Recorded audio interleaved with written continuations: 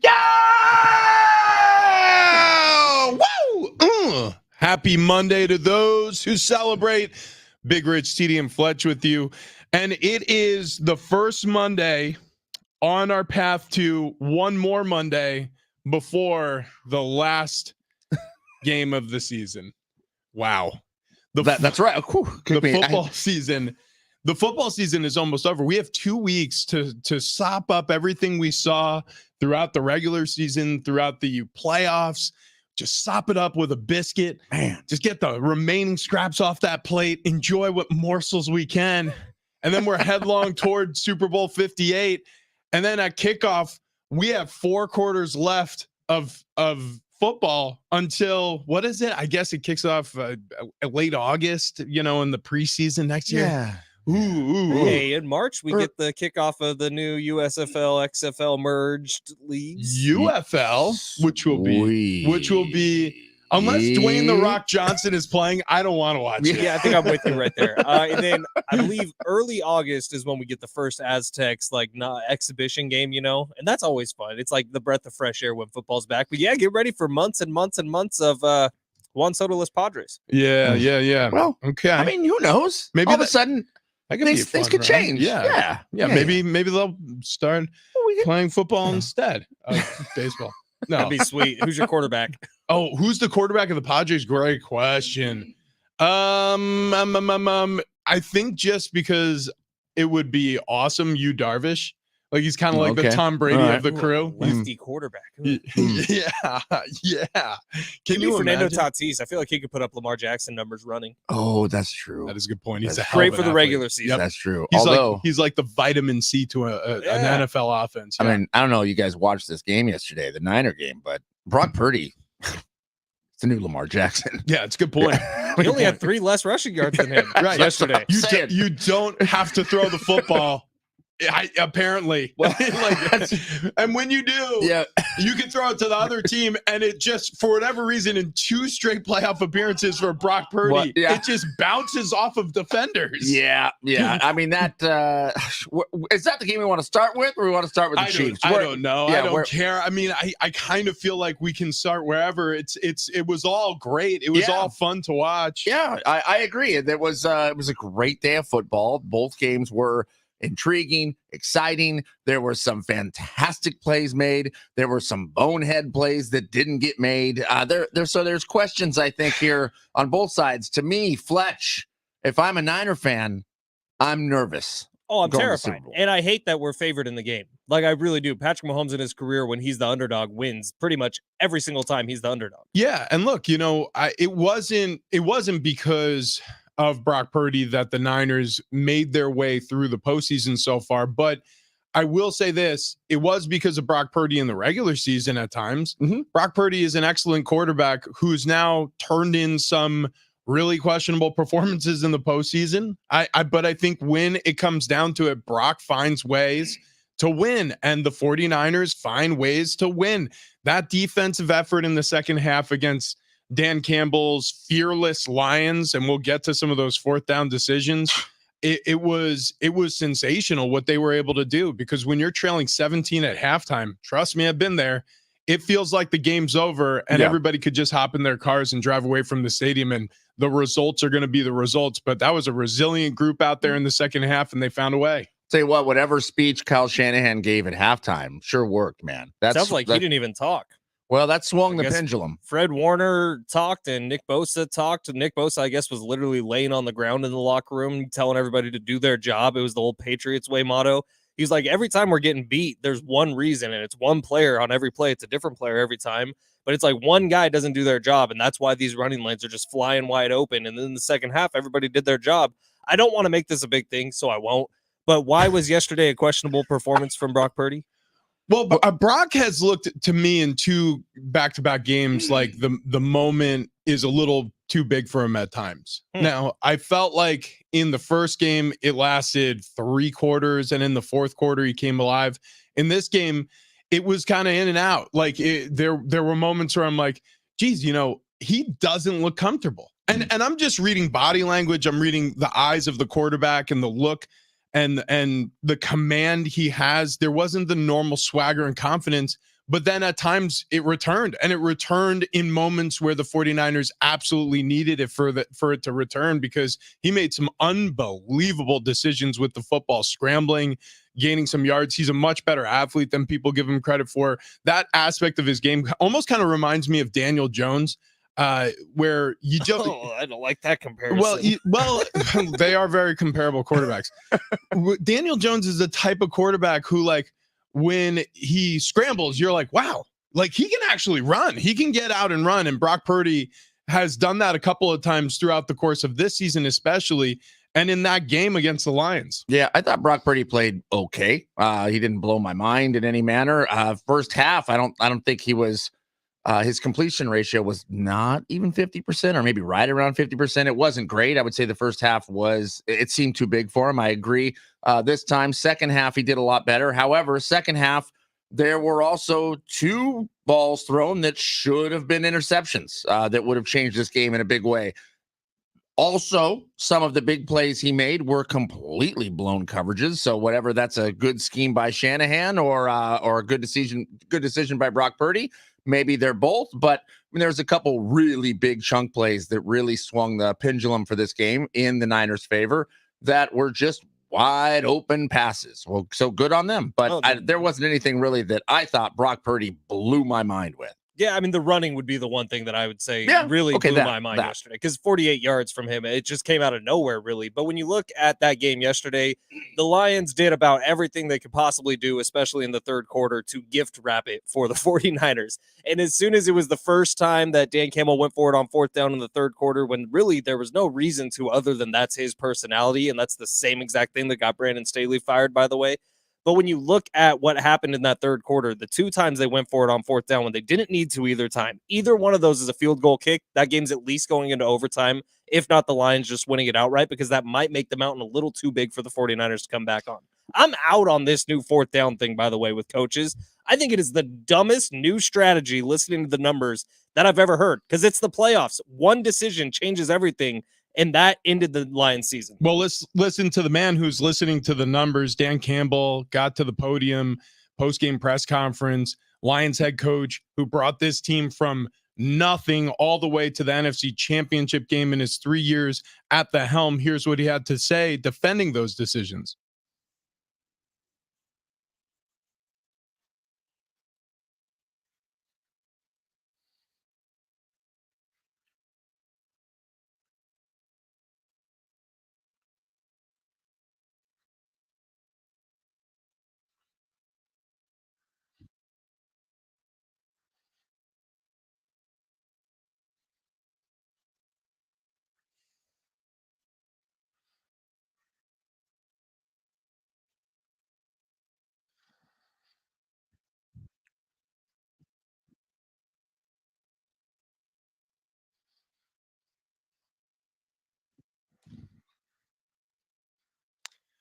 All right, so I'm going to give you a stat, and then I want your reaction to that.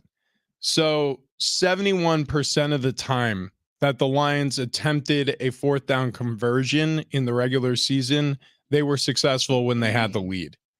Does it change the paradigm at all, or really the lens that you look at that decision making through when you realize or you hear that statistic?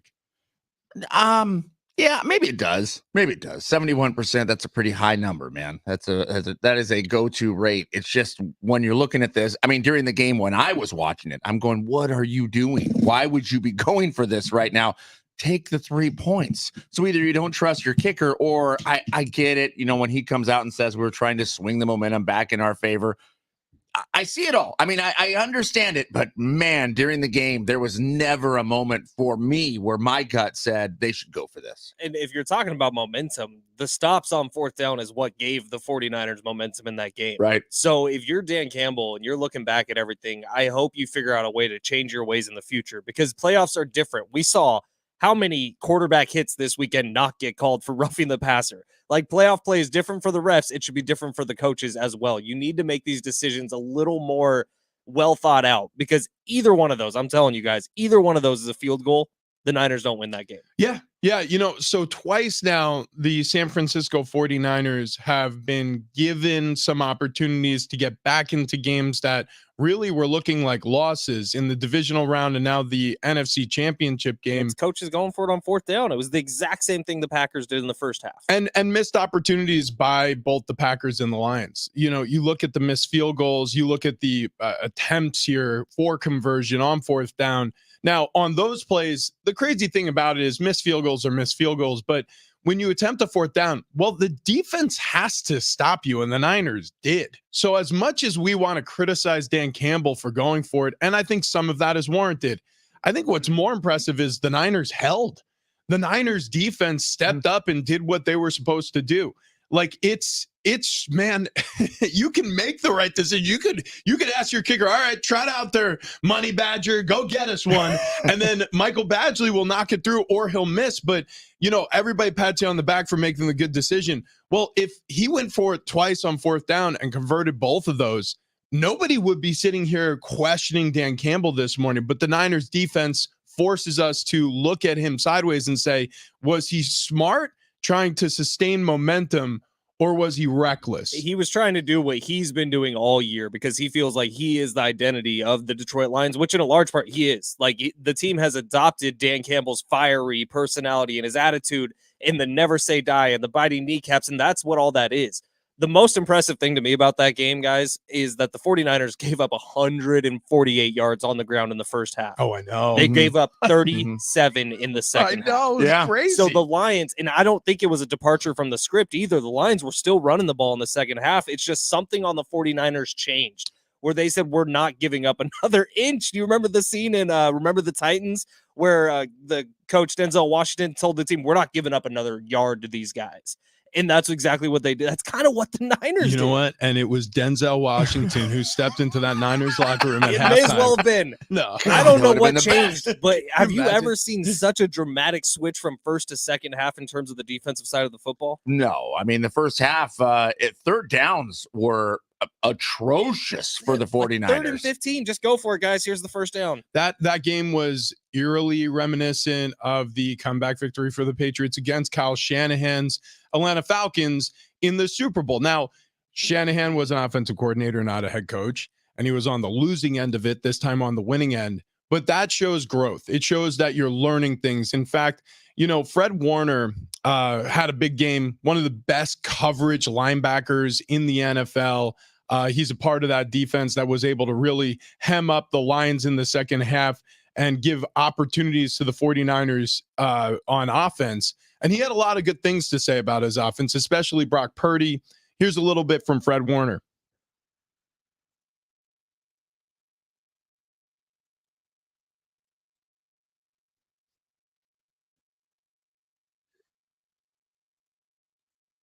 Love that. Fred Warner, San Marcos guy, right? He's from the San Diego area.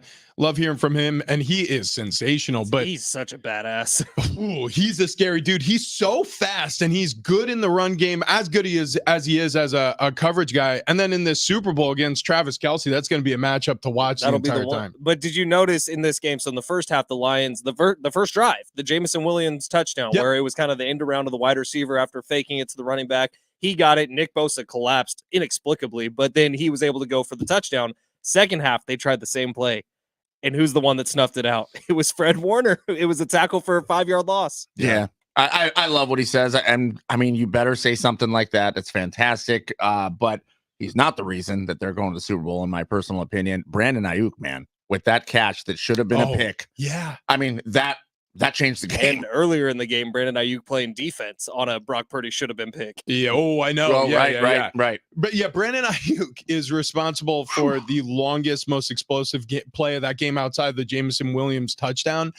And I don't know how he caught it. It bounced off of the Lions defender's helmet, launched into the air, and while he's tumbling to the ground, was able to gather it. There's a flag thrown on the play. I'm pretty sure it would have been defensive pass interference if he would have dropped it. So the ball ends up falling complete in his arms, and then he ends up scoring the touchdown. And that really, it gave a shot in the arm to the 49ers offensively. They needed a big play. I was literally saying it out loud at the start of that drive. I was like, gosh, they need to get downfield in a hurry. They need a big play here. And I'm like, well, there it is. This is going to be the one time I defend Brock Purdy like really haplessly is on that play because I've seen a lot of that TD on Twitter where, oh, well, that was going to be an interception if the Lions guy just would have caught it. No, it would have been a pass interference if the Lions guy would have caught it. It would have been defensive PI. He pulled Brandon Ayuk back like 5 seconds before they ended up catching. But what a different feeling your team has making a catch like that. Oh, it's huge. I mean, that you are now full throttle. It's so the penalty would be great. You probably still get a touchdown, but it's not the same amount of energy that gets transferred to the team. So heroes and heels on the NFC Championship side. You look at the AFC Championship side. Did you no see different. CJ Gardner-Johnson before halftime? No, I didn't. Oh my God, CJ Gardner-Johnson, the Lions safety, one of the biggest trash talkers. Tom. At like 2 minutes left in the first half, he turns to the Niners crowd and starts waving. Oh no! He's waving, and they're all giving him the bird, of course. And he just stands up on the bench and he's waving. He's saying goodbye. And then you see how the game ended. The very last drive of the game, George Kittle's standing in the middle of the field and finds the overhead camera and waves. Bye bye. Oh man, I love George Kittle. Look, the Niners. And this is no offense to Fletch, but I had no idea how annoying the Niners fan can be. That checks out. I'm wearing the socks. But like that stuff never bothers me. But the I don't know, whatever it is, the social media reaction on Twitter. It's puke worthy. Oh, it is so bad. It is so bad. I thought the Chiefs fans were kind of nauseating, and I was like, nope, it's another team in red that gets the credit for this one. Well, here's Chiefs fans are football fans, man. Big time. Yeah. Like, and they know the game. Like, we talked to Brian and Sammy Long. Like, they know the game at least. Niners fans are just a bunch of social media people. Oh, and they jump on the bandwagon hard. When they're bad. I mean, they disappear. You know, like Chiefs fans are miserable because they're there all the time. But yeah, look, I've been to Levi's stadiums when it's empty.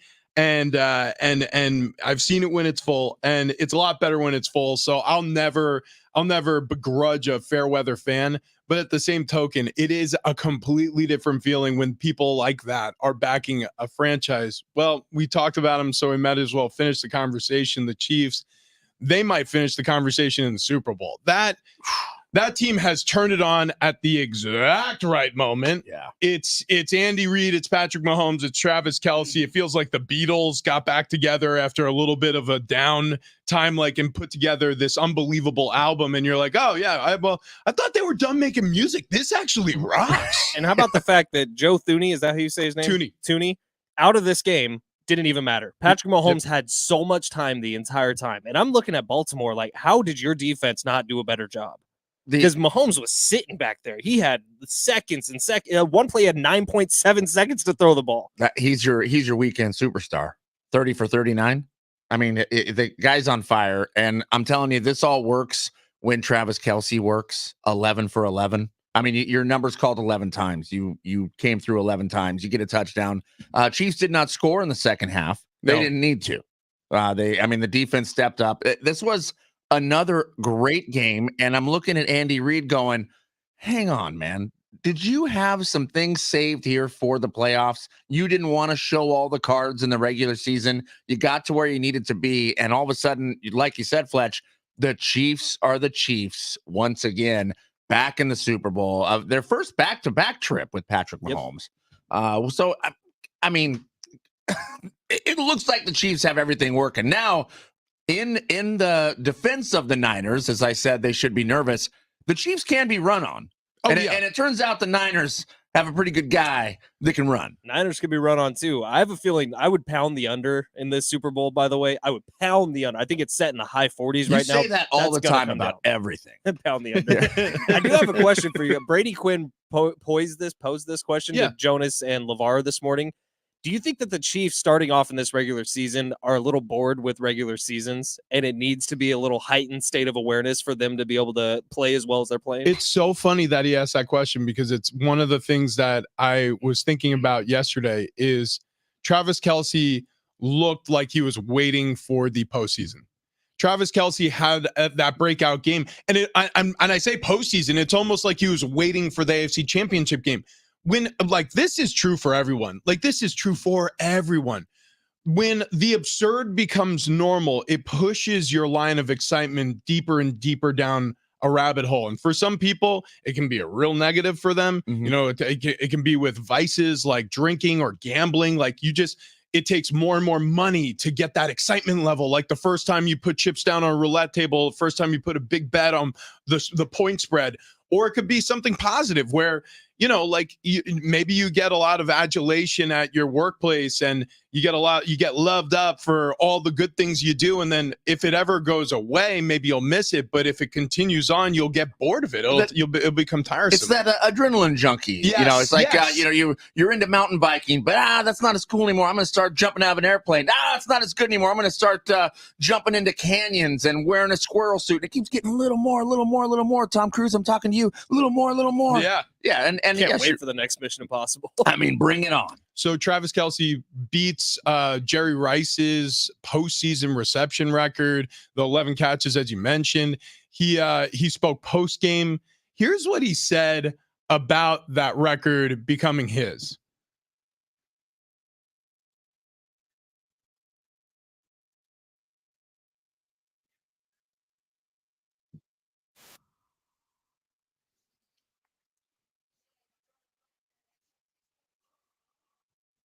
Okay.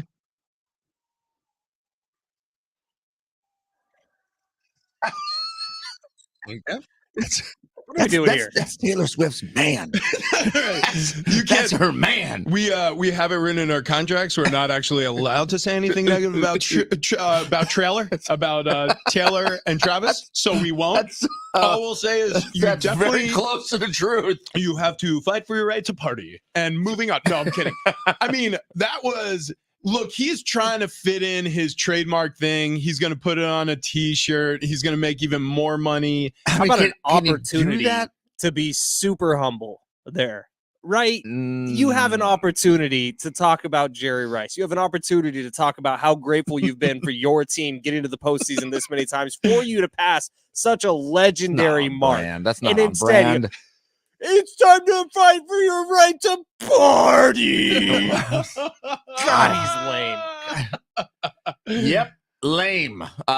Wearing 2 Super Bowl rings, headed in for possibly a 3rd Super Bowl ring, 11 for 11 on the night, breaking records. He's got Taylor Swift on his arm. He's got a $60 million contract. Lame. Well, no, I mean, I'm with Fletch. that was when I listened to that, I was like, oh gosh, okay, well, that's one way to handle it. But I will say this about Travis Kelce. He deserves to crow, man, because there's nobody having a run like him on planet Earth right now. I mean, that guy he was already a superstar, but he's taken the pressure cooker of an NFL season and he has turned it into a cash cow. I mean, he will end up becoming one of potentially the richest players outside of quarterbacks in the NFL in terms of endorsements and even contract, because he's I don't know, he's hitched his wagon to a superstar, and he himself is a Hall of Famer, and he's taking down Hall of Famers like Jerry Rice's records in the postseason. Yeah. What? Yeah. I mean, this is unbelievable. And he's marrying rich. Save some money for the rest of us, bro. Yeah, but the storyline continues here with Traylor, because now I'm telling you, it opens the door for a Super Bowl proposal. She's going to be in. My gosh, I didn't even think she might not even be at the game. She's plays in Tokyo the night before, but she said she's going to get there somehow. I saw feel like getting on a plane. Hysterical TikTok of a gentleman who, after the Chiefs win, was describing how Taylor Swift, based on her Eras tour schedule in Tokyo, is going to be able to find a way to get there because of the time zones and the flight times. Yeah. And he's got his wife and then his 2 daughters, his older daughters, sitting on the couch. He's like, and they were like, wait a second, how are they going to go back in time? They're like from the South. And he's like, no, honey, they're not going to go back in time because in Tokyo, they're ahead of us. And she goes, like, it's the next day. Dude, and he's like, there's an episode. Hang on. Remember that the HBO show, The Newsroom? Is that yeah. There's an episode where they discuss this. It's like something bad about one of their Japanese correspondents came out. And then they were trying to figure out how long he would be on the plane to come back. And it was like they had a 48-hour window. I swear, It just gave me Same- flashbacks. same It's the conversation. same conversation. That was a good show. It was Aaron Sorkin wrote it. Yeah, and the dude from Dumb and Dumber was like the serious guy. Yeah, it was a good show. Yeah, but it's a thing, man. I mean, already I'm sure there are going to be Super Bowl props, including Taylor Swift. Yeah, dude, this is going to be 2 weeks of Taylor Swift. Get ready for it. Ooh, yeah. Yeah. Ooh, Speaking of, there's a Taylor Swift effect. yeah, you're damn right. I was it trying is. to buy a ticket last night. It's not Where- happening. and Taylor Swift screwed the whole thing up. Yeah, Yeah, we'll explain coming up here. And but what's not going to screw things up here is you also have 2 weeks here to set the perfect Prize Picks lineup for the big game. I promise you, Prize Picks will be going deep on the different little promos that you can run here and get stuff ready for the big game because you will have opportunities. I promise you that. So keep an eye on the Prize Picks app. And if you don't have it yet, get on over to the App Store, download the Prize Picks app, use promo code Fletch. You're going to get a $100 first deposit match up to $100. Prize Picks, it's the largest daily fantasy sports platform in North America, the easiest, the most exciting way to play DFS. It's just you against the numbers. You're not battling against thousands of other players, including pros and sharks. All you're doing is picking more or less than on 2 to 6 player stat projections, and you can watch the winnings roll in. Prize Picks, it's the most fun I've had, man, winning up to 25 times my money this football season. I actually just looked this morning. Since I started telling you about Prize Picks, and it's been about 2 months now, I've made over $800 on the app. So make sure you go check it out. Prize Picks. Download the app, use promo code Fletch. You get a first deposit match up to $100, and then make sure you're getting ready for the big game because there will be plenty of different promotions. I'm talking Taco Tuesday. I'm talking Flex Friday. You have an opportunity to actually get 2 Flex Friday pick'em entries in before the big game. So make sure you go check it out today. Plenty of time, plenty of opportunity here before the big game. Testing my skills on Prize Picks this season. It's the most exciting way I've played daily fantasy sports. If you have the skills, you can turn 10 into 250 with just a few taps. Go to prizepicks.com, promo code Fletch. Use promo code Fletch for a first deposit match up to $100. Prize Picks for the big game. Here we go.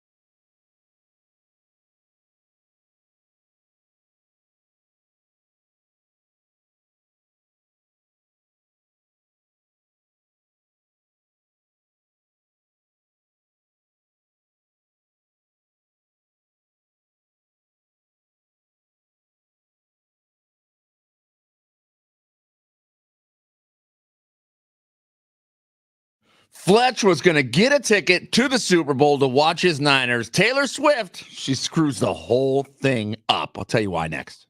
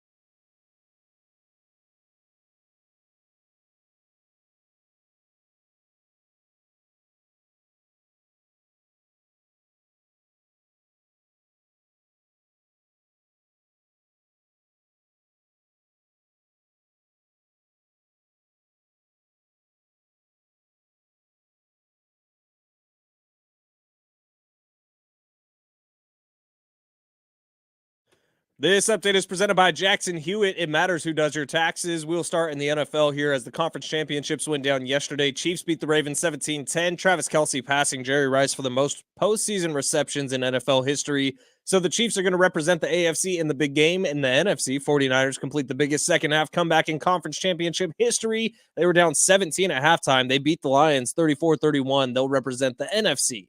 Aztecs hoops, they had the weekend off. Next up for the boys, they're heading to Moby Arena in Fort Collins. They got Colorado State tomorrow night. Huge game for the Aztecs. Pre-game coverage gets underway tomorrow at 5:30. Tip-off with Ted Leitner is at 6.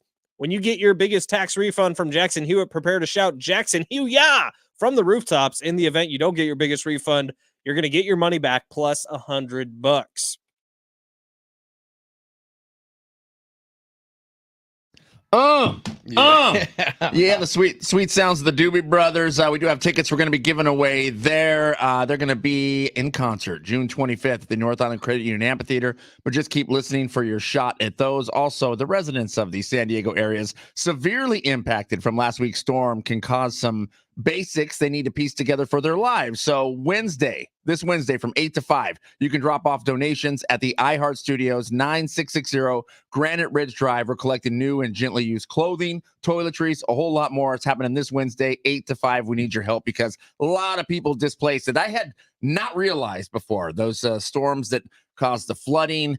Man, oh man, thousands of people down in the South Bay that they're literally in shelters. So we're trying to help out. Yeah, a lot of people lost their homes, lost their vehicles, and it's just these low-lying areas that collect water, can't drain. So anytime there's a lot of rainfall really quickly, you have people who are severely impacted. And so anything you can give, you got, a lot of people set those resolutions like, hey, I'm going to finally empty the closet of all the kids' clothes that they grew out of.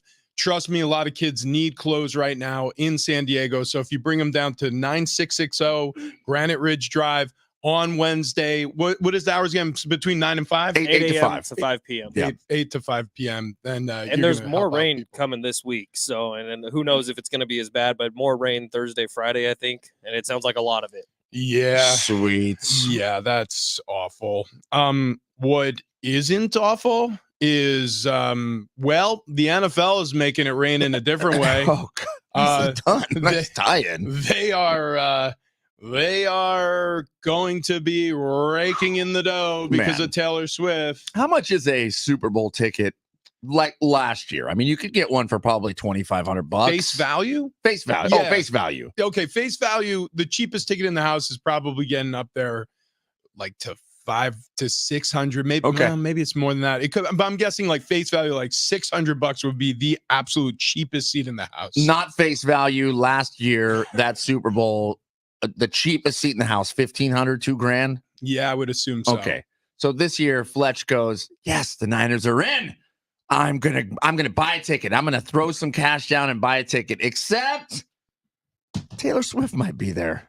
So Cheapest tickets going right now, $9,450. Damn, I should have just pulled the trigger. It was only 8,600. When you looked, it was 8,600. Last night it was 8,600. And I was even thinking, like, to figure this out, I won't get myself a hotel. I'll just fly in, fly out.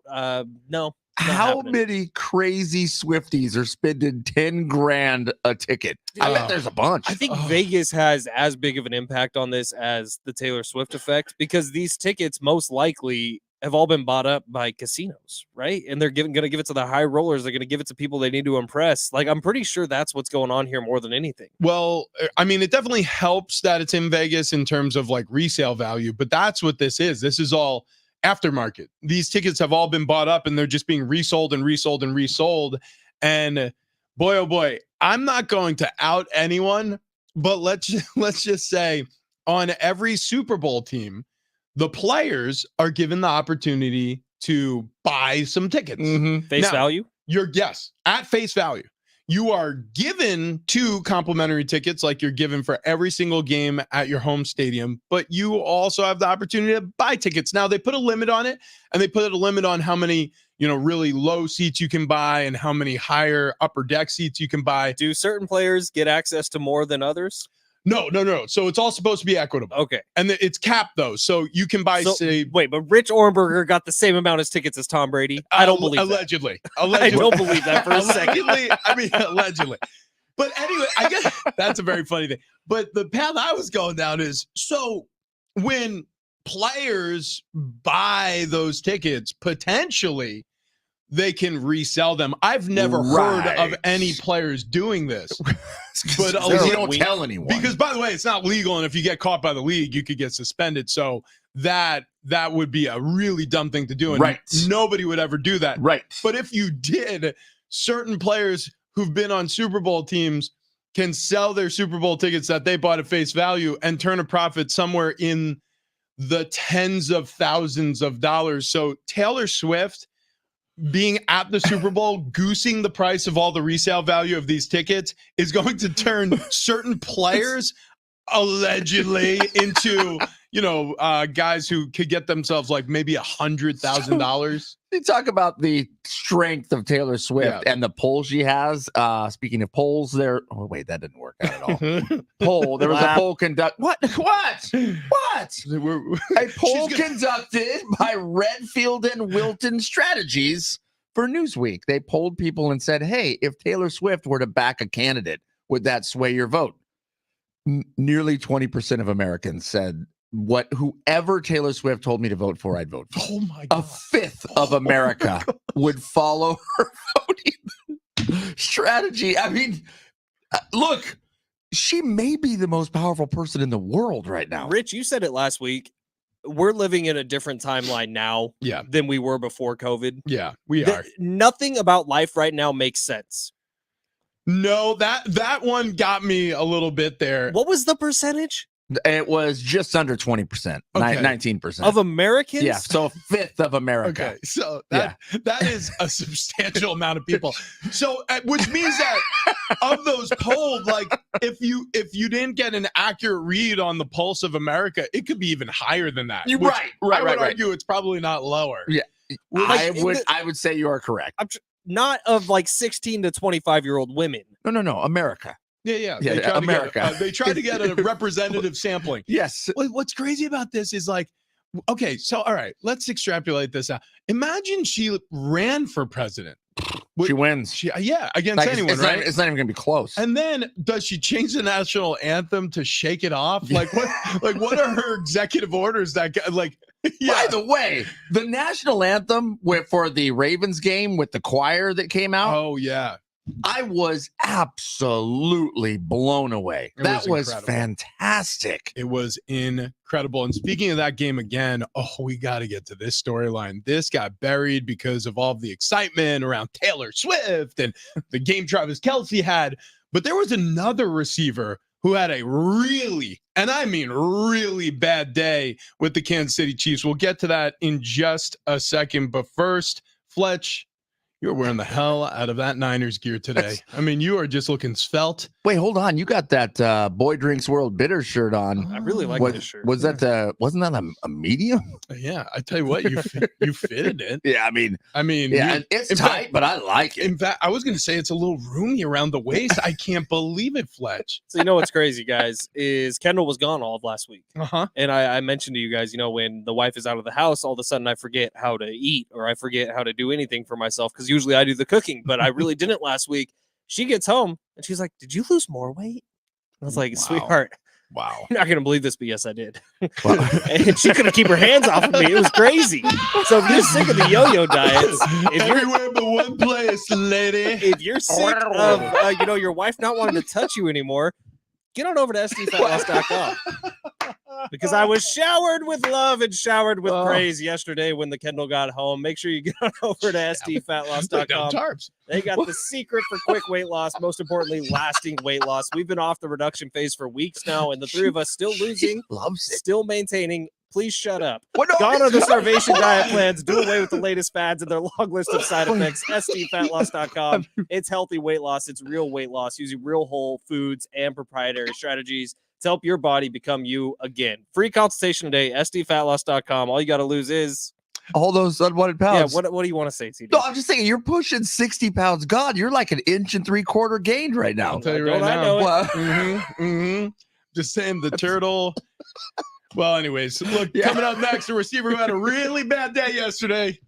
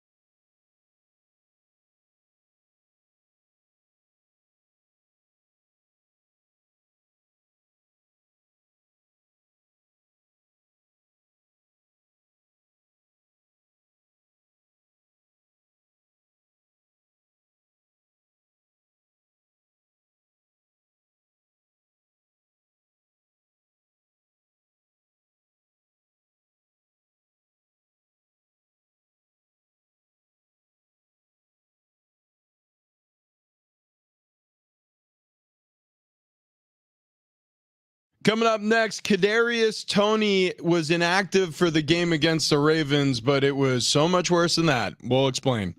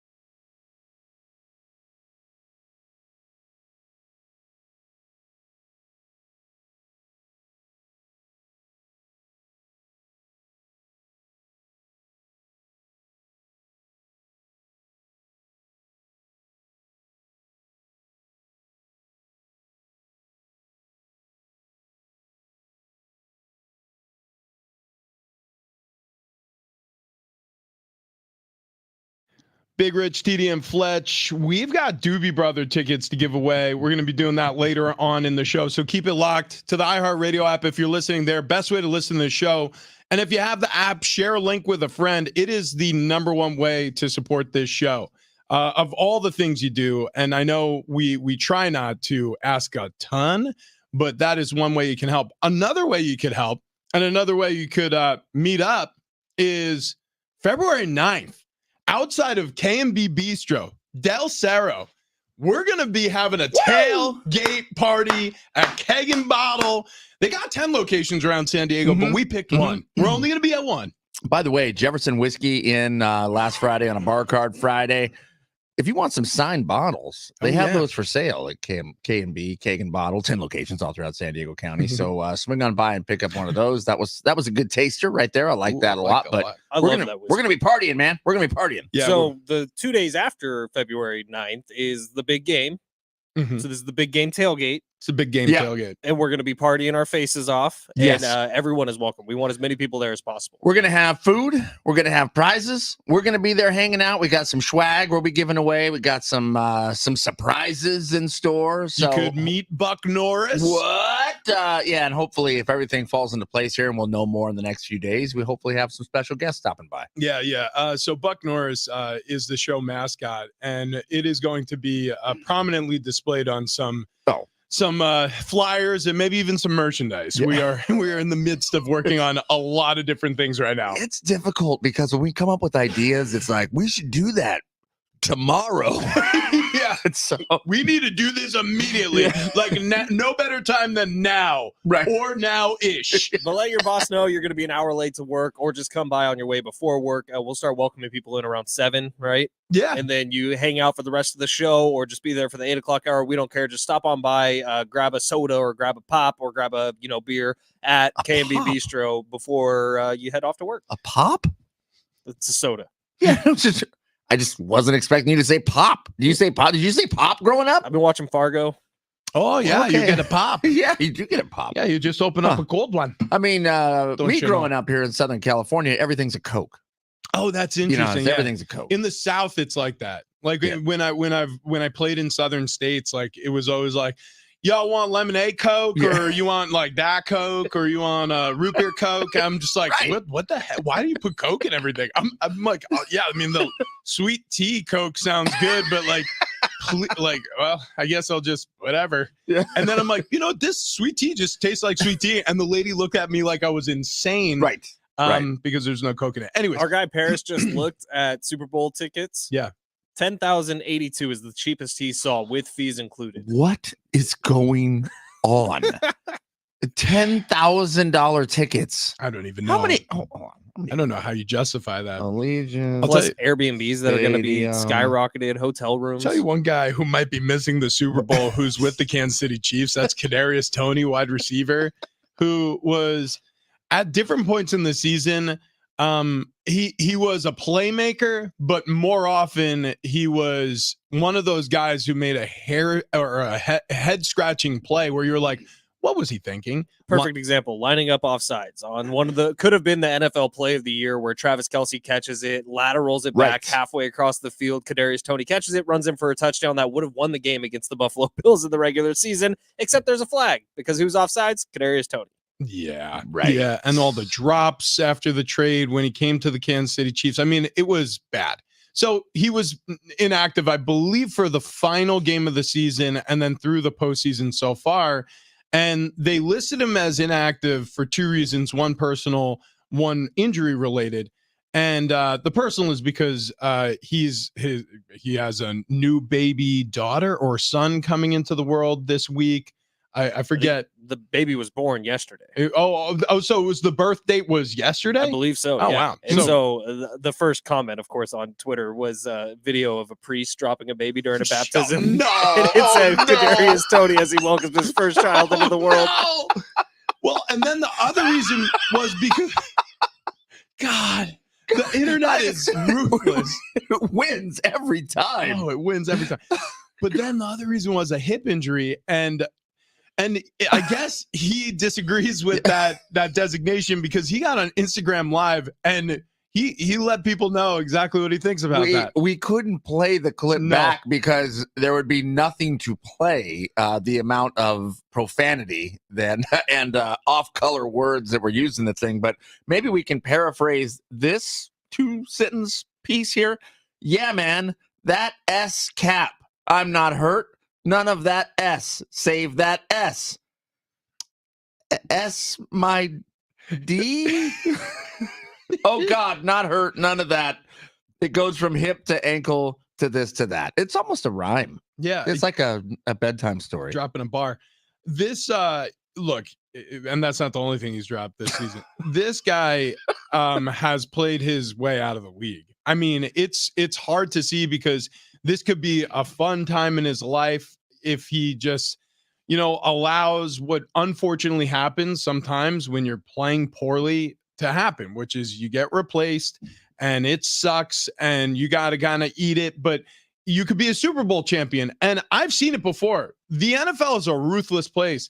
A day, or it might have been 2 days before the Super Bowl, when I was with the New England Patriots, a guy by the name of Tyquan Underwood was released. He was a backup wide receiver. He was like, maybe he spent a little time on the active roster, but he would have had a Super Bowl ring, or at very least been on a Super Bowl team if they would have waited just 2 days after the game, but they cut him literally the day before to make a roster move. And so instead of going to the game with all of us, he was watching from a local Indianapolis bar with his family who were in town to visit with him. And that sucked. Whoops. Kadarius Toney may have earned himself a cut or maybe a suspension from the team. And we can be very honest. The drops have stopped for Kansas City, and everybody's been asking why. Well, Kadarius Toney hasn't been on the field. Very true. And we can also be honest. Contagious. It's like Kadarius Toney was a big part of the reason why they won the Super Bowl last year. He made some big plays in the playoff games. This year, he has not been good by any stretch of the word. He's been bad. He's been a liability to have on the field, and I think Andy Reid knows that. And so when you look at who's going to give you the best opportunity to win, well, they've looked other places. They started throwing the ball to Travis Kelce almost exclusively. They've started throwing the ball to Rashee Rice more and more the more he proves himself. Kadarius Toney is just the weakest link on this team who can't be trusted in big situations, can't be trusted on the field at all in fear that he'll get a penalty or he'll do an unnecessary roughness after a play or he'll line up off sides. This is all on him. I don't care what's cap, as he says. It is cap.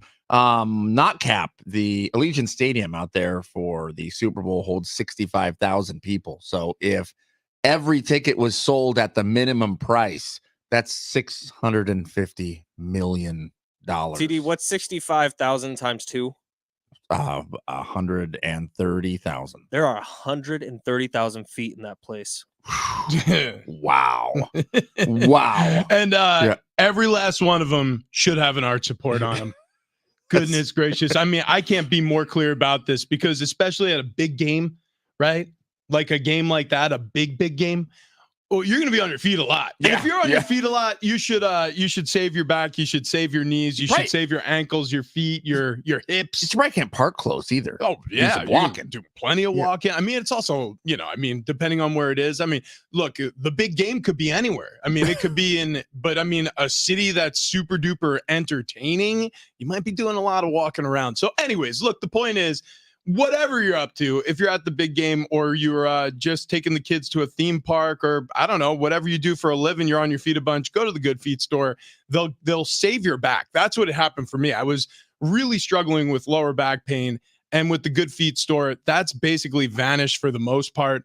I thought I was going to need an MRI on my hip.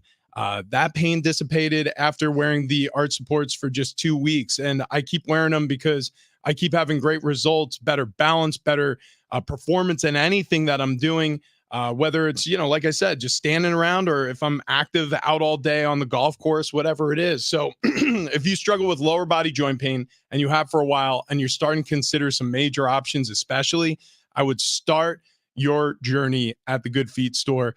They have 200 plus locations around the United States and overseas, 30 years of experience, 30 plus years of experience doing this. Come in for your free fitting and your test walk today. Book your first appointment at goodfeet.com.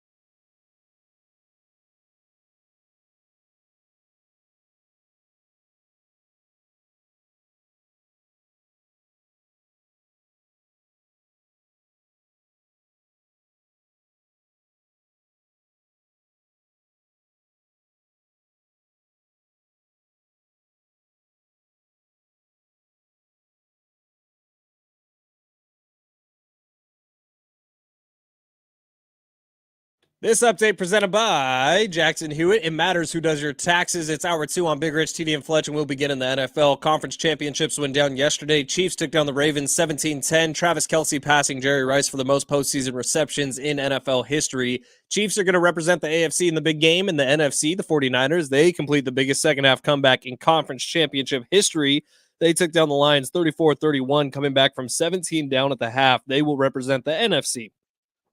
Aztecs hoops, they had the weekend off.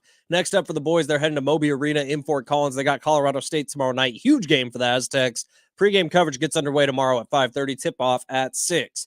When you get your biggest tax refund from Jackson Hewitt, prepare to shout Jackson Hew, yeah, from the rooftops. In the event you don't get your biggest refund, you're going to get your money back plus $100.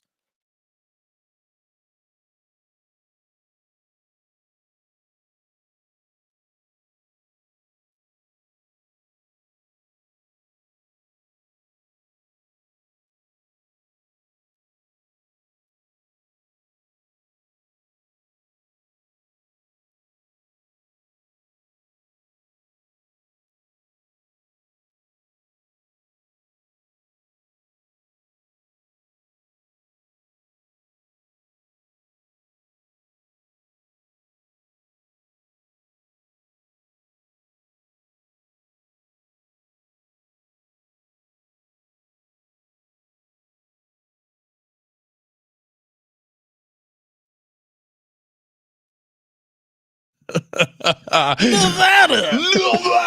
Shut up, Travis Kelce. Oh, please, come on. He's just a guy in love, having fun playing the game of his life. I'm in love, and I don't care who knows it. He's lame. Wait, Can we be why? honest? He is lame. No, dude. He's he's cool. He's a Hall of Fame his tight brother's Jason. His brother's Jason. His brother is very cool and very authentic. Travis What else Kelce do we know about reeks him? of Oh, inauthenticity. He's got a girlfriend. What's her name? The name was at it the tip of my tongue. Was it No. Fergie? No, it's not Fergie. It's How about like that though. I Oh, think she it's like- sings. I'm not sure. Yeah, But yeah, she seems nice. I don't know. It's like if the NFL would use some more time just cutting away to her, so I knew who she was. Yeah. Is she at the game still? I don't know. Has she left? I understand. We got to respect their privacy during this time. Right. It's so they want to keep the lid on things. I get it. Who doesn't? I mean, he's like triple vaxxed or whatever. I mean, the guy's got everything. Everything. He's got everything. God. Fletch. She's a winner. He's a damn winner. Nevada. We're going to Las Vegas, Nevada. I dig As the. opposed to the other Vegas. Yeah, well, actually, I'm sure there's like a Las Vegas. It's like, yeah, there's one in Ohio next to Toledo. Yeah, like a lot of people actually, oddly, who live there are University of Michigan fans, and we're really excited they won the national There championship. have been so many confusions when people booking flights. Yeah. I'm Actually, glad Travis Kelce was the end of that because he's in drama right now. Have you guys seen this? no. No. So Zay Flowers, the wide receiver for Baltimore who fumbled at the goal line, that was yeah. biggest play of the game by far. Gosh. Well, the play before that, Zay Flowers got hit with a taunting penalty on a big play down the field, but then he stood over the Chiefs defender and he spun the football on the ground. And that's an automatic flag. It has been for years in the NFL. People online are saying that Travis Kelce, after every single catch he makes, does some sort of taunting in the taunting nature, never gets flagged. Do you guys feel any sort of way about this? I'm trying to think if I remember any instances. None come to mind. It doesn't mean it didn't happen. Well, I don't think he ever stands over the defender. Yeah, I'm trying to think that either. I mean, I can see, making the first down move. He does celebrate. Yeah, a a lot. little bit of celebration. I don't know. I mean, if it is, I guess it helps to be the most popular man in football. Yeah, that is true. I will say this. There are certain quarterbacks that get calls where other quarterbacks won't. There are certain players that will get calls or not get called for things that other players will. In the case of that game, and you know what? Honestly, I would get into my morning monologue if I start going down the rabbit hole I was about to get into. But yeah, that play specifically, I knew the flag was coming as soon as I like he caught the ball. I'm like, no, you're doing too much, buddy. Just go back to the huddle. And then they threw the flag. I'm Because like, there it is. Think about the domino effect of that. That moves them back 15 yards. Well, a couple plays later, you get to that opportunity where you're about to score the touchdown and you're an inch away from scoring and the fumble happens. Brutal. So if you were a little brutal. bit closer and you didn't get the 15-yard penalty, maybe that's a different story. And how you overcome penalties. Like, for example, the Chiefs in that game with the back-to-back holding calls against Trey Smith that negated a touchdown run or pass. It was like you got to survive those moments and persevere. And unfortunately for the Ravens, they couldn't. That could have been such a momentum shift for them, but it wasn't. You know what, Rich? I was thinking about it. You've been in this situation before. You've had the feeling of you win the championship game. You're heading into the Super Bowl. You've been down this path. What does the Monday after the championship game looks like? Is it still shaking off the party? Or are you already in game mode? Let's put it together. I mean, it feels like a normal week, except like you realize like, oh my God, I'm going to the Super Bowl. So you know that there's going to be meetings and planning, and obviously your travel schedule is going to be completely different leading up to the Super Bowl. So 2011 regular season, I was with the Patriots, and that 2012 postseason, we got all the way to the Super Bowl. And yeah, you wake up the next day feeling no different because you know you still got the job to do, but now you have a bye week to deal with. And so the practice schedule will change. There will be a lot more organizing from your logistics folks because you're going to be leaving for your Super Bowl site. In our case, it was Indianapolis, a week ahead of it. And so there's all that goes into it. But yeah, it's waking up the next day. The weird thing is when you win the championship game, especially if it's the first one you've ever been a part of, the post-game celebration on the field is so different. Like, I remember all of a sudden there's confetti raining down, and I'm just like, oh wow, like we did it. Oh yeah, we're going to the Super Bowl. The cool thing there for fans of the teams is like you get unparalleled access after championship games because generally teams go straight to the locker room after a win, and then you got to wait for media availability. Yesterday, you were able to get immediate reaction from Brock Purdy, from Fred Warner, from Patrick Mahomes, from all these guys on the field that you generally don't get. So if you were like me and just going through Instagram and Twitter last night, looking for every single one of these sound bites, it was so much more fun because you get the authenticity, you get the tears, you get every little thing that's a live reaction right in front of you, not something scripted they go to the podium with. Ooh, man, speaking of tears, there were a lot on the Ravens sideline at the end of that game. From Zay Flowers, who lost the game for them. There was, I mean, it wasn't just Flowers. There was player after player with their heads buried somewhere. But yeah, that was sad. Well, what's crazy is we beat the Ravens when I was with the Patriots in the AFC Championship game in Foxborough, and that's the team. And not Justin Tucker, who was the other great kicker where in the Ravens. It doesn't matter, but anyways, he missed a field goal. Like it was a crazy finish to that game, and it launched us into our trip to Indianapolis. But yeah, that celebration. What's so unique about it is, all of a sudden you're on the field with your teammates and you realize, oh, they're assembling a stage. Like, we got to stay out here. We're not going straight to the tunnel. Like, normally you go into the tunnel, into the locker room. Your head coach at some point talks to the team, hands out a game ball. Usually everybody slaps high fives. You start talking about what you're doing after the game. Hey, do you got family in town? Are you going to be going to this spot, that spot, whatever? You kind of make your plans after the game. Well, this is different because all of a sudden the field's flooded by a bunch of people who but obviously a lot of people you don't. And I remember I'm on the field, okay? We just won the AFC Championship game, and I'm hugging one of my teammates. I'm like, yeah, we did it. And then I back up into this woman. Like, I slam into her. I almost knock her over. She's wearing this big fur coat. And I go, I am so sorry. She's like, that's all right, man. I'm like, that is a strange voice. I'm like, sorry, ma'am. So then I'm back to like hugging teammates and we're all cheering, excited. I turn around. That lady is climbing onto the stage and she's standing next to Robert Kraft, the owner of the Patriots. And I realized that's not a woman. That is Steven Tyler from Aerosmith. So all of a sudden I was like, yeah. And the dude looked like a lady. That's all right, man. It's the craziest thing. Like, he talks exactly how he sings. He was like, yeah. By the way, Billy Cundiff was the 32-yard missed kick for the Ravens in that game. It was. I remember watching this kick, and I'm just like, Thanks, 15 Billy. seconds left. Oh. It was 20-23. That would have sent you into overtime. And then Tom Brady kneels for -1 yards with 11 seconds on the clock. Game over. it was nuts. Wow. Dude, it was nuts. And my whole family, my brother, 2 of my cousins, my wife, her brother, everybody came out to the Super Bowl. Madonna was the halftime act. 32-yard kick, man. You wouldn't have an AFC championship ring if that dude would have made it. I wear it every day. I wear that. Can you AFC bring that in at some point? I'll bring it in tomorrow. I'll bring it in tomorrow because it's germane. It would be the first time I looked at that ring in a decade. Okay. Wow. Thought here. Also, we can measure and see how fat your fingers were. Well, why don't They're still just as fat. I've lost no weight in my fingers. let's head over to maybe a pawn store in San Diego, sell that thing, get 30 grand for it, and then the 3 of us go to the Super Bowl paying $10,000 a Yeah, pop. but if we only get 10, one of us will go to the Super Bowl. Me. What? That'll work. That'll work. Friday. Close enough. All right, so I almost gave you guys my monologue earlier. So I will lead it off here, and I'll be quick because it's very similar to the monologue I gave last week. This officiating has been phenomenal. We are getting to watch football. This is what I propose. Whatever they're doing, the NFL, whatever pep talk Raj, the commissioner of the league, gave to these officials before the postseason began, this is what it needs to look like in the regular season.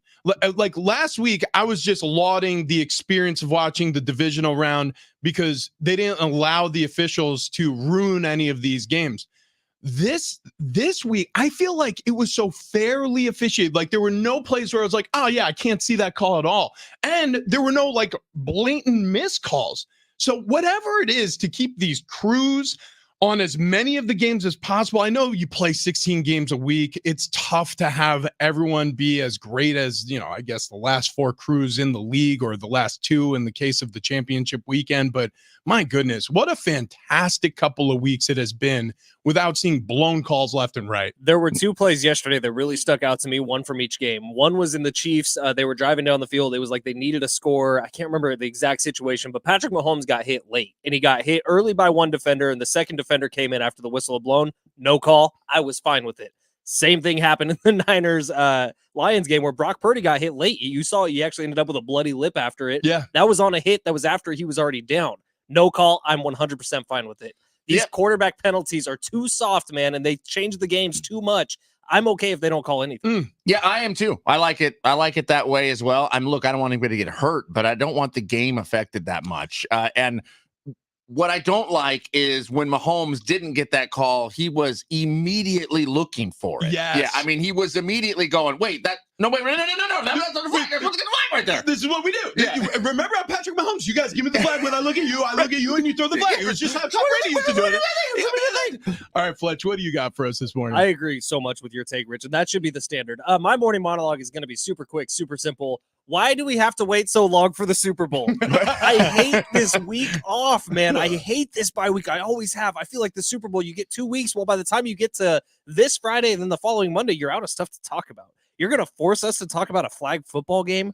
You're going to force us to talk about Taylor Swift for 2 weeks leading up to this thing. I veto this. I would really prefer the Super Bowl just take place 1 week after. I love it. Well, yeah. I mean, you don't like the anticipation, though? Just It's a too little much. bit of It's a too much. build-up? This is my 6th, 7th year in radio at like the professional level. The first 2 years, it was cute.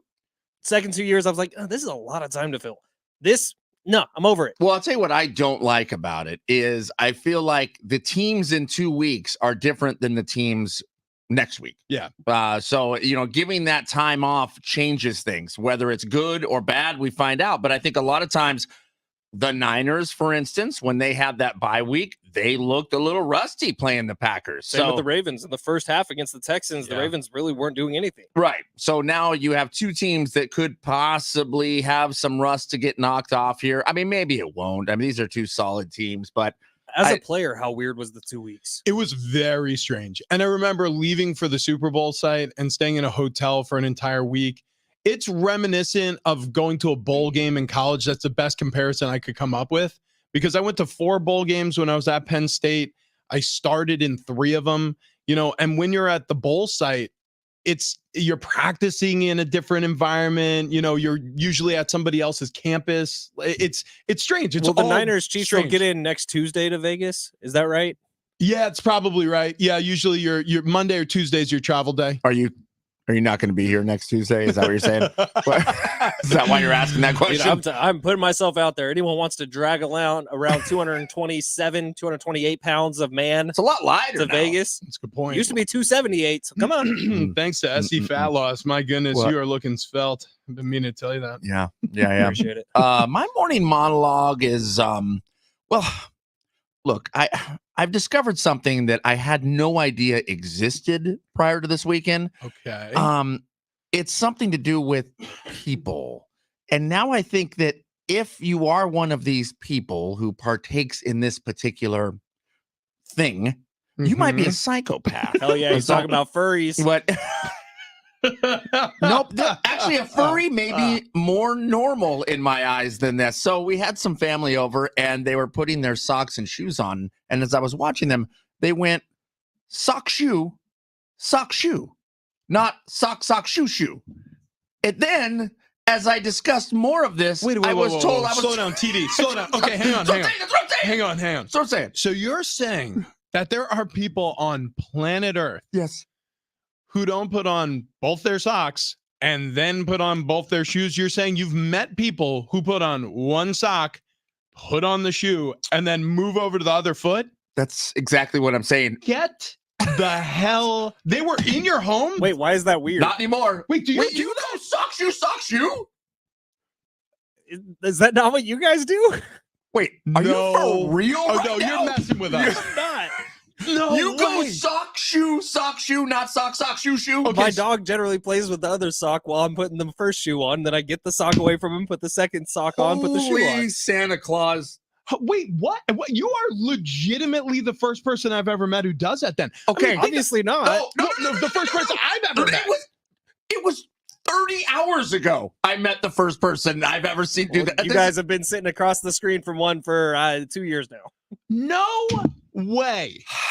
Okay, hang on a I second. don't think I know who I'm sitting next to. Do you have you always done it, TD? This is a great point. Fletch. Yes. You've always done this. Yes. Fletch. Wait, why? It seems more logical. But sock, shoe.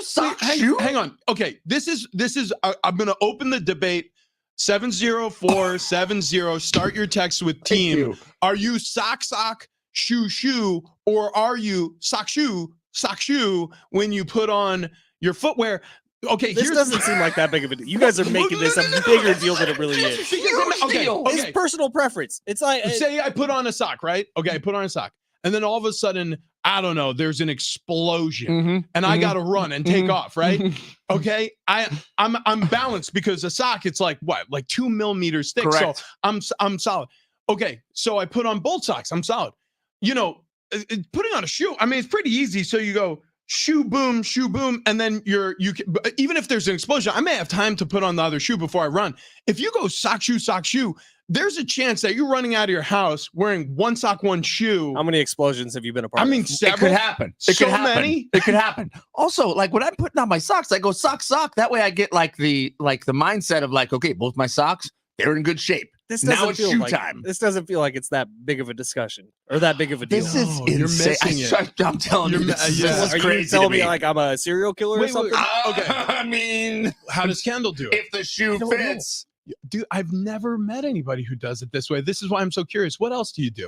Do you like friggin' put the milk in and then pour the cereal on top? You No, psycho? that is satanic. Wait, hang on. Let's see. Cereal first, Okay. then milk. Which direction do the bagel slices face in the toaster? Oh yeah, that's Wait. a good one. Yeah. Think about That's a it. good- Well, the innards face inside. Oh, geez, you're doing that wrong too. Wait, what? How? Yeah, no, they're supposed to face outward Why? because that's where the That's heating toasting, element yeah. is.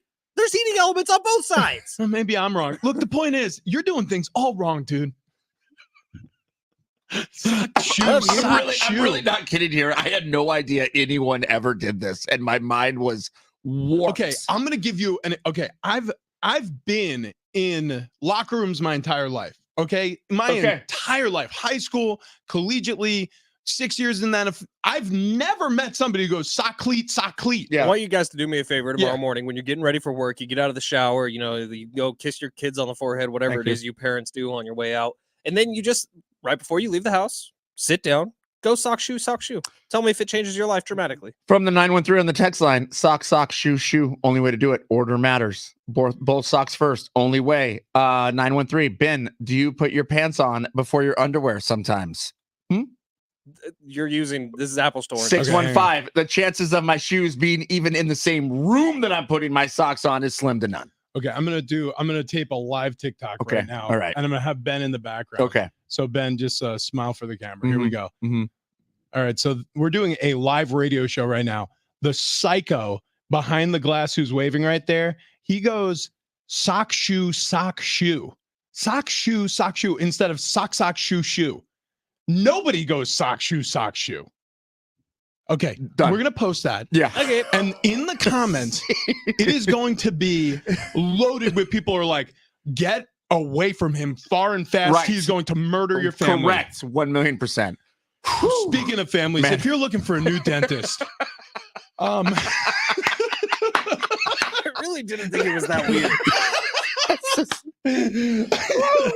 all right, Golly. we will get into By the way, this morning, the Super Bowl matchup. You got the Niners Niner sock. sock shoe, Niner sock shoe. Oh my god! Way to wear the shorts, though, so we could make sure. Of course. Yeah. Yeah, there's It's not my first rodeo. and they are dress socks. They are pulled up almost to his knee.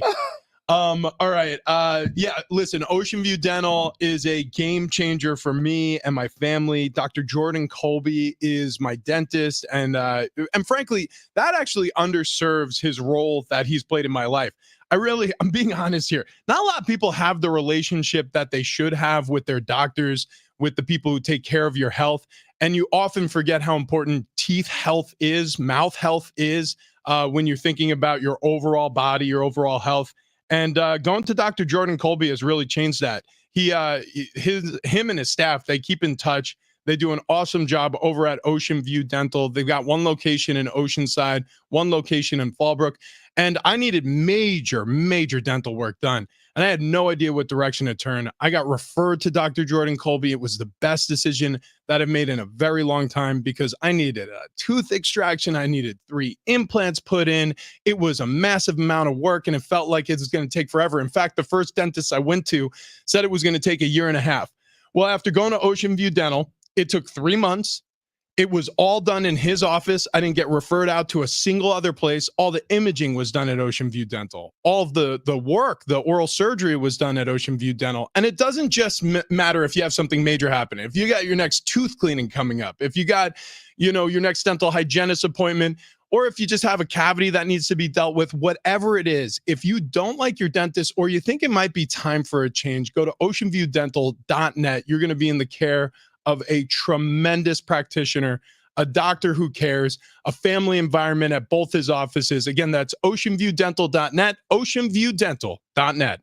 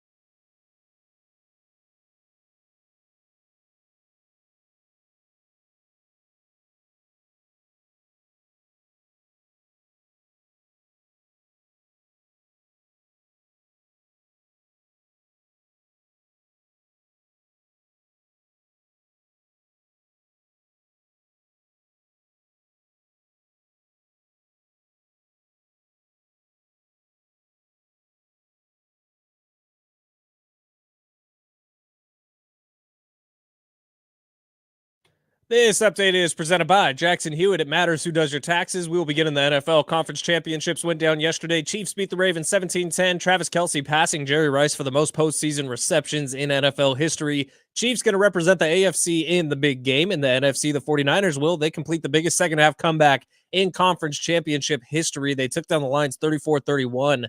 They were down by 17 going into the second half. Brock Purdy leads the charge. They get the win. Aztecs Hoops had the weekend off. Next up for the boys, they head to Moby Arena in Fort Collins to take on Colorado State tomorrow night. Pre-game coverage gets underway at 5:30. Tip-off at 6. Huge game for the boys in scarlet and black. When you get your biggest tax refund from Jackson Hewitt, prepare to shout, Jackson Hew, yeah, from the rooftops. In the event you don't get your biggest refund, you will get your money back plus $100.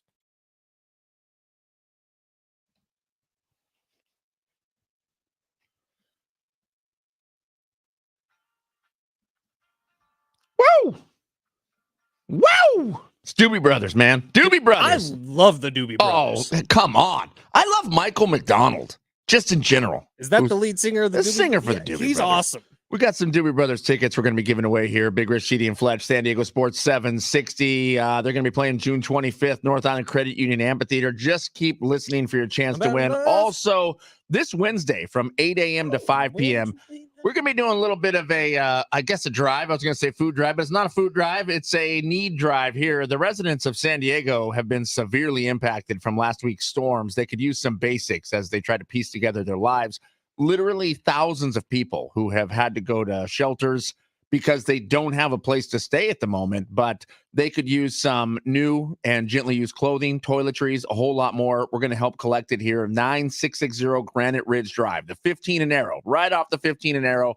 Come by the iHeart Studios between 8 and 5 p.m. on Wednesday as we collect some of those items to help people out here in San Diego. Take care of our own, man. Love that. I'm really happy that came together. That was slapped together last week by people who care, honestly, around this building. It wasn't something we were planning on doing, but if there's anything in your closets, right, clothing, clothes that the kids grew out of, or, you're trying to get rid of as you're doing a little house cleaning as 2024 kicks off, you got extra blankets. Yeah, I didn't realize how important that is, but when you have people displaced by storms, I mean, these shelters, they run out of blankets. So, I mean, anything you can give can help. Pillows, toiletries, any gently used items.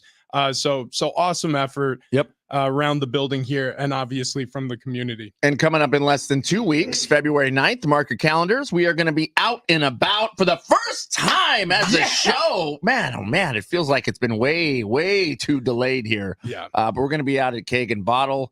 Where? In Del Cerro. Del Cerro. I always want to say Cerro. Right next to Windmill Farms. We kind of have that parking lot on lock here on San Diego Sports 760. John Schaefer works with Windmill Farms. We work with Keg and Bottle and Tony Conja, obviously. Yeah. But can't wait for that, man. Windmill Farms might be pissed off at us by the end of it because we're going to be so loud and rowdy and rambunctious. I like that. So 7 to 9 will be our tailgate. So swing on by right off the 8 freeway there. Come by. We got some food. We got prizes. We got swag. We got people to meet. We're going to be taking pictures and high-fiving. And it's a Bar Cart Friday brought to you by Keg and Bottle. Absolutely awesome. What are we going to be drinking? Oh, yep. I think we're gonna revisit, some of the oldie but goodies. Yeah, we're gonna have different guests who we've had on in the past. They're gonna be coming down to K&B Bistro. So we'll have some goodies to give away to anybody who shows up and enjoys the party with us. Okay, so I want to get into the Super Bowl matchup. And this is super duper early, so I don't want to spend a great deal of time. We have 2 weeks to break it down. But is this the matchup you wanted? When you really think about it, it's the matchup it felt like we were hurtling toward all season long, but is it the one you wanted?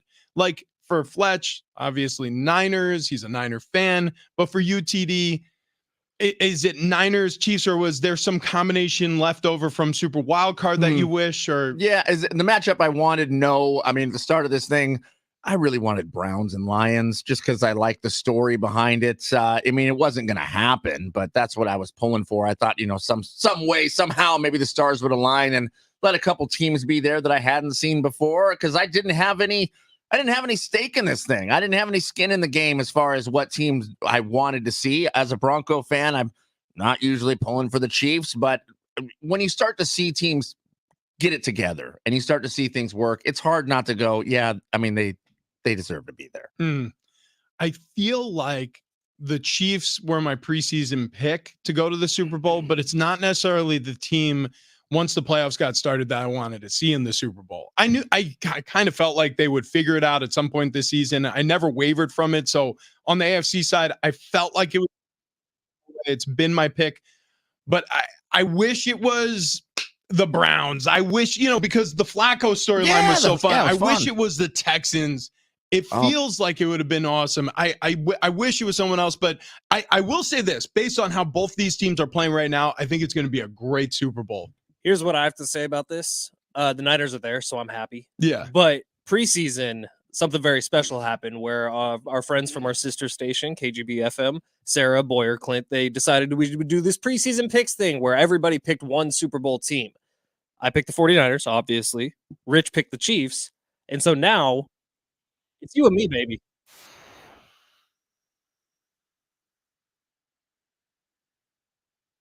Kick your freaking face in.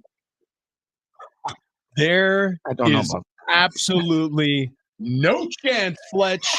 Let me tell you one thing about my Kansas City Chiefs. That's right, I said it. My Kansas City Chiefs. Mahomes, Kelsey. We couldn't have done it without Taylor. State Farm. Are you kidding me? Andy Reid throwing mustaches on people? Are you kidding me? Whoa! I get fired up every time I think about auto insurance. I almost lost myself there for a second. Jeez. Look, I'm going to bring it back down to earth. I'm just going to talk about, for example, Kadarius Toney. Okay, that's a guy who is the heartbeat of this team. He sacrificed so much in the offseason. He said, I love the Chiefs so much, I'm not going to play because I suck so bad. Okay? Like that's a true teammate, dog. No cap. I think about the game manager, Brock Purdy. Game manager. Make that game-changing Cam Newton. That dude just put up 48 rushing yards in the second half. He worked his way to the Super Bowl. And in year 2 of him starting, the 49ers are going to win a Super Bowl under Cole's pressing, little wimpy, tiny arm, Brock Purdy with his big old sock. I can't wait to see big old Big Red Andy Reid with his cookie duster mustache walrusing his way around the field after the confetti rains down white and red on the field in Vegas. I need to introduce you to somebody named Wayne and Chloe.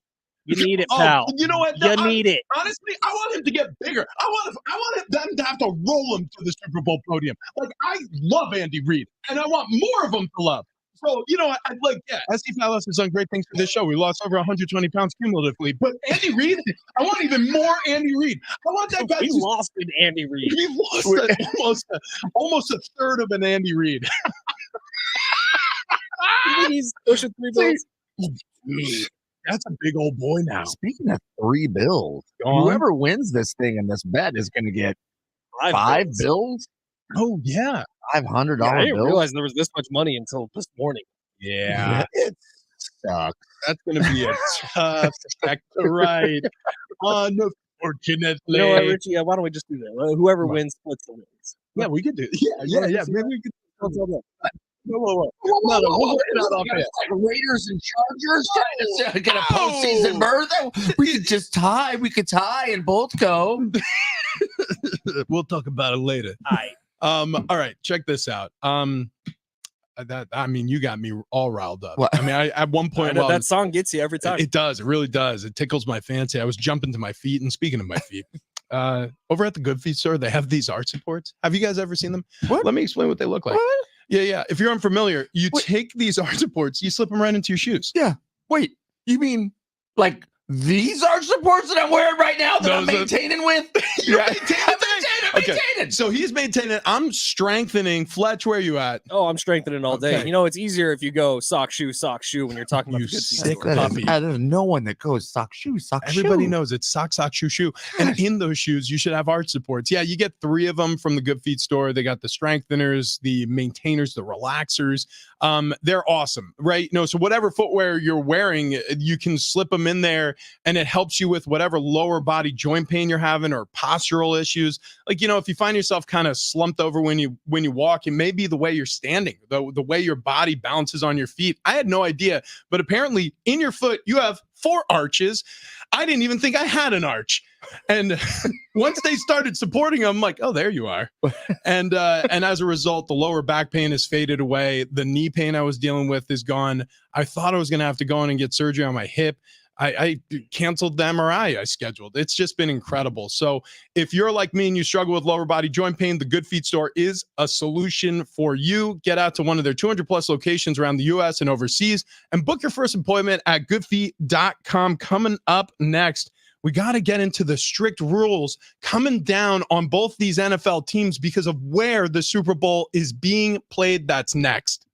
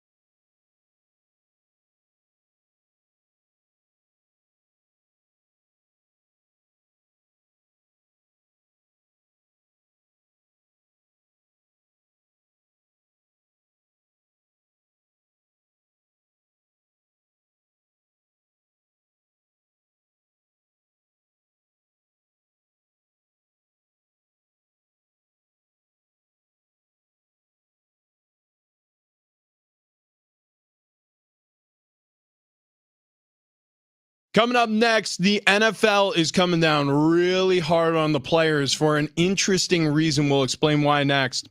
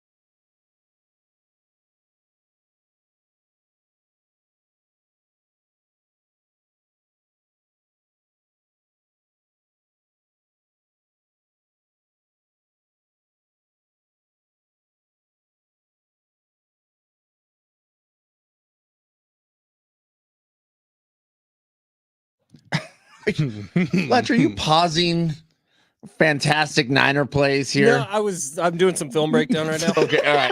Yeah. Yeah, just But I wanted to show you guys why like the internet's ridiculous, because this was so clearly pass interference. Yeah, let but me see everyone this. keeps saying like, oh, Brock Purdy overthrew him by so long. It's Big Rich, Cheaty, and Fletch, San Diego Sports 760, by the way, as we are breaking Yeah, down right these there. championship games. Yeah. Oh boy. I mean, Brandon Ayuk, that was an incredible play concentration wise, and everybody knows the play I'm talking about. The flag was thrown, yeah, but they picked it up because in and out of the arms of the defensive back, Ayuk with concentration diving toward the ground was able to gather the football and get the reception before it hit the turf in Santa Clara. What a win for the Niners. What a win for the Chiefs. We're going to get back into those individual matchups, the championship games, because there's a lot of meat left on the bowl. We haven't even really talked about the fact that the Ravens kind of completely changed what they did from the regular season heading into this game, and really all of the postseason as well. It was bizarre, but we'll get back to that in a second.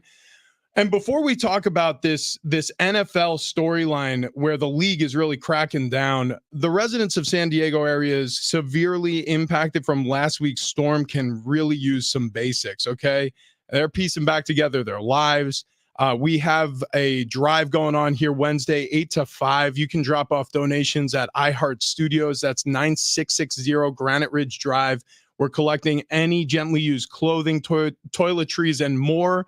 Again, that's Wednesday from 8 a.m. to 5 p.m. If you're driving around right now and you're thinking, okay, back home on the home front, we got a bunch of blankets we can donate, or we got some clothes that doesn't fit anymore, whatever it is, toiletries, bring it in. People have lost a lot and they need your help. So really excited that we're doing that.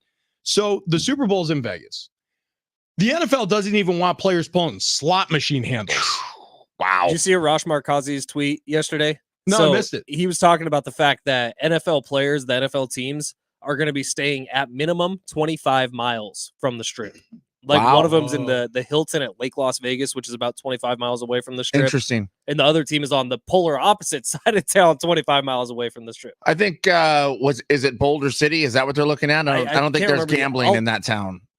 So I'll look it up. it's like one of the only towns there near Vegas that gambling is not legal. Yeah. So there would not be slot machines to be tempted by. Rich, I mean, you've been in this environment, man. I mean, how tempting would it be? I mean, look, when we go to Vegas, you'd walk by a slot machine, you drop a buck in, pull the handle, the one-armed bandit, I didn't win, you walk away. But what is the punishment, by the way? Does it break it down if they get caught? Well, so I guess the memo was sent in September, but it said, while in Las Vegas, players participating in the Super Bowl are prohibited from engaging in any form of gambling, including casino games and betting on any sport. So regardless of what you're allowed to do during your normal life, and as football players, there are obviously no-go areas. You sign your contract with the league, you're not allowed to bet on league games. There are a lot of rules around sports betting. But when it comes to Las Vegas, when it comes to like your time in Vegas, you're on a work trip, right? I mean, I know it feels different because it's entertainment and because these are sports stars and they're athletes, but to protect the integrity of the situation, there are a lot of good people that visit Vegas, right? Yeah. Tourists, people, especially for the Super Bowl, that city's going to be flooded. But on the casino floor, there are a lot of really bad people. Right. And there are a lot of bad people with really bad and deep and dark connections who, if you get down a rabbit hole where all of a sudden, you're in the red and you're fighting your way back at the blackjack table and somebody loans you a little cash, maybe that's a situation they're trying to avoid. Or escorts, or potentially that. So here's the story. So both teams will be staying at hotels in Lake Las Vegas, which is 25 miles off the strip. The Chiefs are going to be staying at the West End, the Niners at the Hilton. Both teams are going to be practicing. They get there on the Monday before the Super Bowl. The Raiders practice facility will be home for the Chiefs. The UNLV Running Rebs practice facility will be home for the 49ers. Again, they are trying to keep everyone as far away from the casinos as possibly. which is the right call because you can get trapped in some pretty sketchy situations in Vegas. Well, and it's a bad look for the NFL. The NFL doesn't want their players gambling in any manner because they don't want pictures of their players gambling, because then if something goes wrong, guess what? Those pictures come out and see, they love to gamble. And even if it was something innocent of you throwing $5 down somewhere and seeing what happens and walking away, I just don't think they want that look. And to me personally, I mean, the NFL is a private company. If they want their employees to handle their business a certain way, that's part of the contract. I mean, we have contracts here on the radio. Or look at Tiger Woods. I'm sure while under the Nike umbrella, it was, sorry, you can't wear Reeboks. The end. You can't do it. And if you do, then this thing blows up. And that's just the contract you sign. I wonder if Nike also said you can't cheat on your wife, because he failed that part.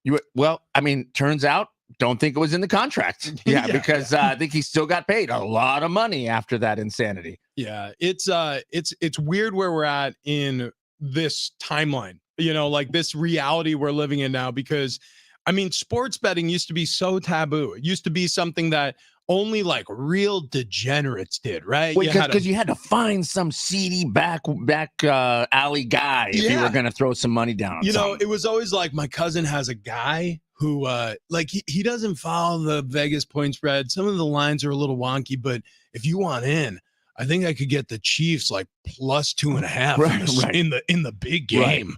And then you're like, yeah, okay, I like that action. And then all of a sudden it goes all wrong for you, or it goes really right for you, but it's illegal, it's illicit.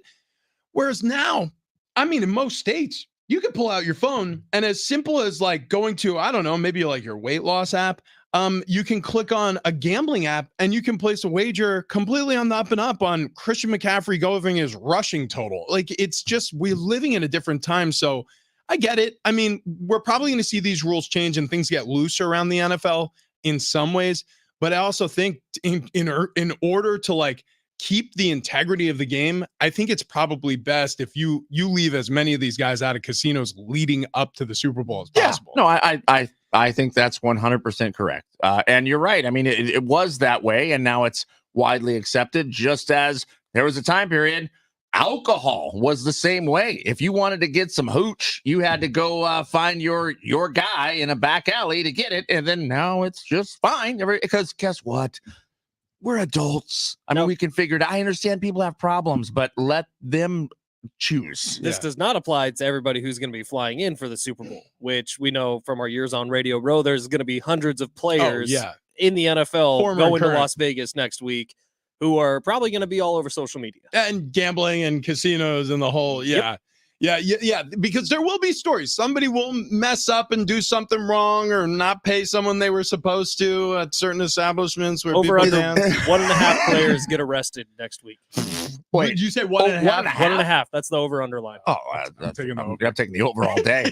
Smashing the over. Is Antonio Brown going to be at the game? God. Oh, I would guarantee it. Or just in Vegas. He will be in the vicinity.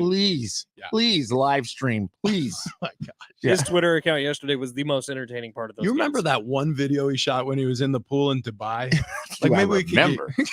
He didn't shoot that video right now. Yeah. He had his Periscope up. Are you sure? Yeah, I think he had a selfie stick. He certainly did. He certainly did. I took out a selfie stick because I'm just enamored with how much weight I lost. It's just like, I keep looking at myself. I'm like, I got to take more pictures of me. Why is there even a camera on the backside of this thing? I don't understand. They screwed up big time. I never use it. And it's all thanks to scfatloss.com, our weight loss team, Wayne and Chloe. I just mentioned my weight loss app. I didn't even mean to, but it's truly where the journey started with Wayne and Chloe. They get you started on this plan, right? And they have an app that helps you guide your way through the process, or they even give you a printout for you to follow if you're more comfortable with that. They offer their services to you basically 24/7. Every message I've sent had been answered within like 10, 15 minutes. Wayne and Chloe were right on top of it. Any concern I had about the diet or the lifestyle changes I was making along the way, it's fantastic. It's a great approach to it. You lose a ton of weight first. And it really encourages you, because everybody's been on a diet where like, I don't know if this is working. Like, I feel better, but I don't look better. I'm not losing any weight. And then maybe it trickles off. No. This is a rapid change. Like, Wayne and Chloe got this thing so dialed in that within I think it was 2 weeks or it was something like 20 days. This show had lost close to 70 pounds already. It was absolutely absurd. And we kept on going. They break it into phases. So you reduce your weight and then you maintain a healthy weight. And that is the benefit of working with great pros like Wayne and Chloe at sdfatloss.com. Again, if you are somebody who had made resolutions to yourself and January is almost over and you're thinking to yourself, I haven't even started. This is the place to start. sdfatloss.com. That's sdfatloss.com. We'll get back to AFC and NFC championship weekend coming up next.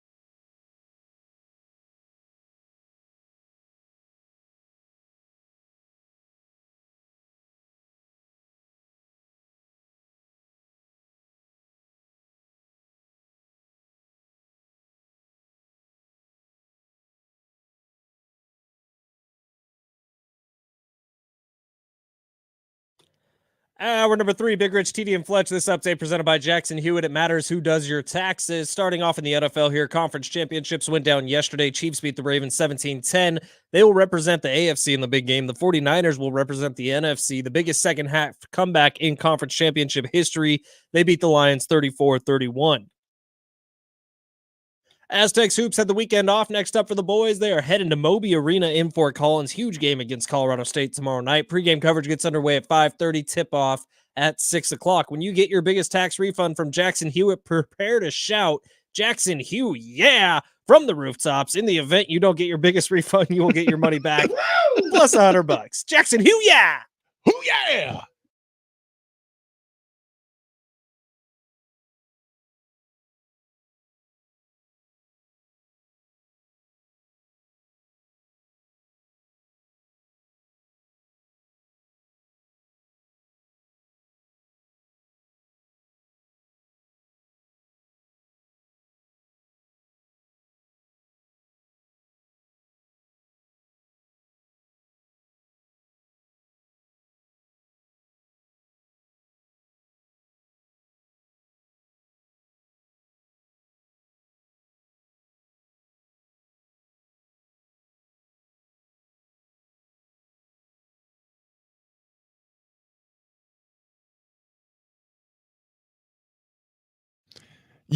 Yeah. Happy Monday to those who celebrate. Big Rich, TD, and Fletch. And for the hangers, the bangers, the roadies, the dogs, we're doing it. We're finally hitting the road. In San Diego! in San Diego, California! We're going to take this show on the road to K&B Bistro, Del Cerro. It's right off of the College Avenue exit off the Interstate 8, right? You just take it north and you will, the first intersection you see, basically, you will be in the parking lot. K&B Bistro's right there. Awesome place to eat, awesome place to drink. Also, it's a keg and bottle location as well. So if you need beer, liquor, wine, that should be your stop anyways. But we're going to be there tailgating on the Friday before the big game, right? Woo! February 9th. We're going to be out there at Del Cerro, the location. We're going to be handing out swag. We're going to be having sombreros. Mexican food's going to show up and is going to cater the affair. So you're going to get fed. What else are we going to have? We're going to have prizes. Lots of prizes. Maybe some special guests and also friends on a Bar Cart Friday who have come in studio with us and partied with us and shared delicious drinks and cocktails and things. They're going to be with us the whole way. And we want to meet you guys. We want to meet the hangers, the bangers, the roadies, the dogs. We'd love to have some pictures, shake some hands, throw some high fives, and hang out with you for a few. Yeah, please. You're our buds. Yeah. 913 says, I'm celebrating this morning, boys. Been waiting on this since 9/1/2022 for the live in-person event. Thank you. Thank you. Guys, it's officially over. The pandemic is over. That's right. We have kept ourselves encapsulated in this studio until we knew that there was no more COVID left. Now, I'm sure people still get it, but the point is we're not worried anymore because we finally feel safe. That's right. Also, 913, shoes near door, socks in closet. Okay. Is that like a Dr. Seuss? Socks on box on knocks on box? I think so, yes. Yeah. I think what they're saying is the socks aren't even near the shoes. Okay. So you go sock, and then you go get the shoes to go shoe, because we find out this morning.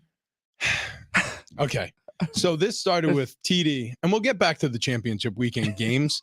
But TD had Ravens play calling. Yeah, we'll get to it. And trust me, as a former offensive lineman, I was so disturbed by what I saw in the Kansas City Chiefs Ravens game. Like I was grinding my teeth during the game. I was so pissed. Lamar Jackson's getting a lot of blame. I don't think he deserves it. I will tell you exactly my thoughts on that game plan in a second. But you think he's a sock shoe guy? More importantly, no. Nobody's a sock shoe guy. Sock shoe guy. So it's not that big of a deal. Dude, TD had guests over at his house, and those psychopaths went sock shoe when they were leaving his house. First of all, the fact that they went all the way down to their bare feet is deplorable behavior anyways. Well, they stayed the night and then we're taking a shower. Got it. Yeah. Swinging, eh? Yeah. Okay. No pineapples nearby, okay? Okay. Maybe a couple mojitos. I didn't know you got down like that, TD. And I definitely would not be getting down like that with a sock shoe kind of guy. All I'm saying is there were 20 toes in between the sheets. You catch my drift. But these psychopaths, when they went to leave his house, they had their socks and shoes by the front door, and TD watched them go sock and then put on a shoe. Right. And then the other foot is still barefoot. And then they went sock and put on their next shoe. Like, who does it's sock, and then shoe. Right. So you tell that story, and then Fletch goes, no. That's how I do it. I go sock, shoe. Weird. It's weird. For all the things you guys could really put up a fight about, this is a weird one. No. It doesn't seem like that big of a deal. It's a huge character flaw.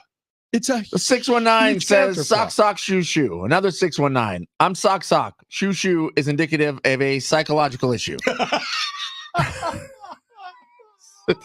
It's sock, shoe. That's you guys the have only known me for a combo. long time. I think there's plenty of psychological issues. This not being one of them. Listen, Lamar Jackson might be a sock, shoe guy. Well, but I mean, at that point, it's I'm I'll tell sorry, you- man. I'll- You're not a winner right now. You're not a winner. You know who's a sock shoe guy? Todd Monken, Yes. the offensive coordinator for the Baltimore Ravens. Okay, so I'm glad you like. There's a lot of people blaming Lamar Jackson for this one, and that he wasn't running his normal offense. He wasn't like physically running the football as much. He wasn't as aggressive.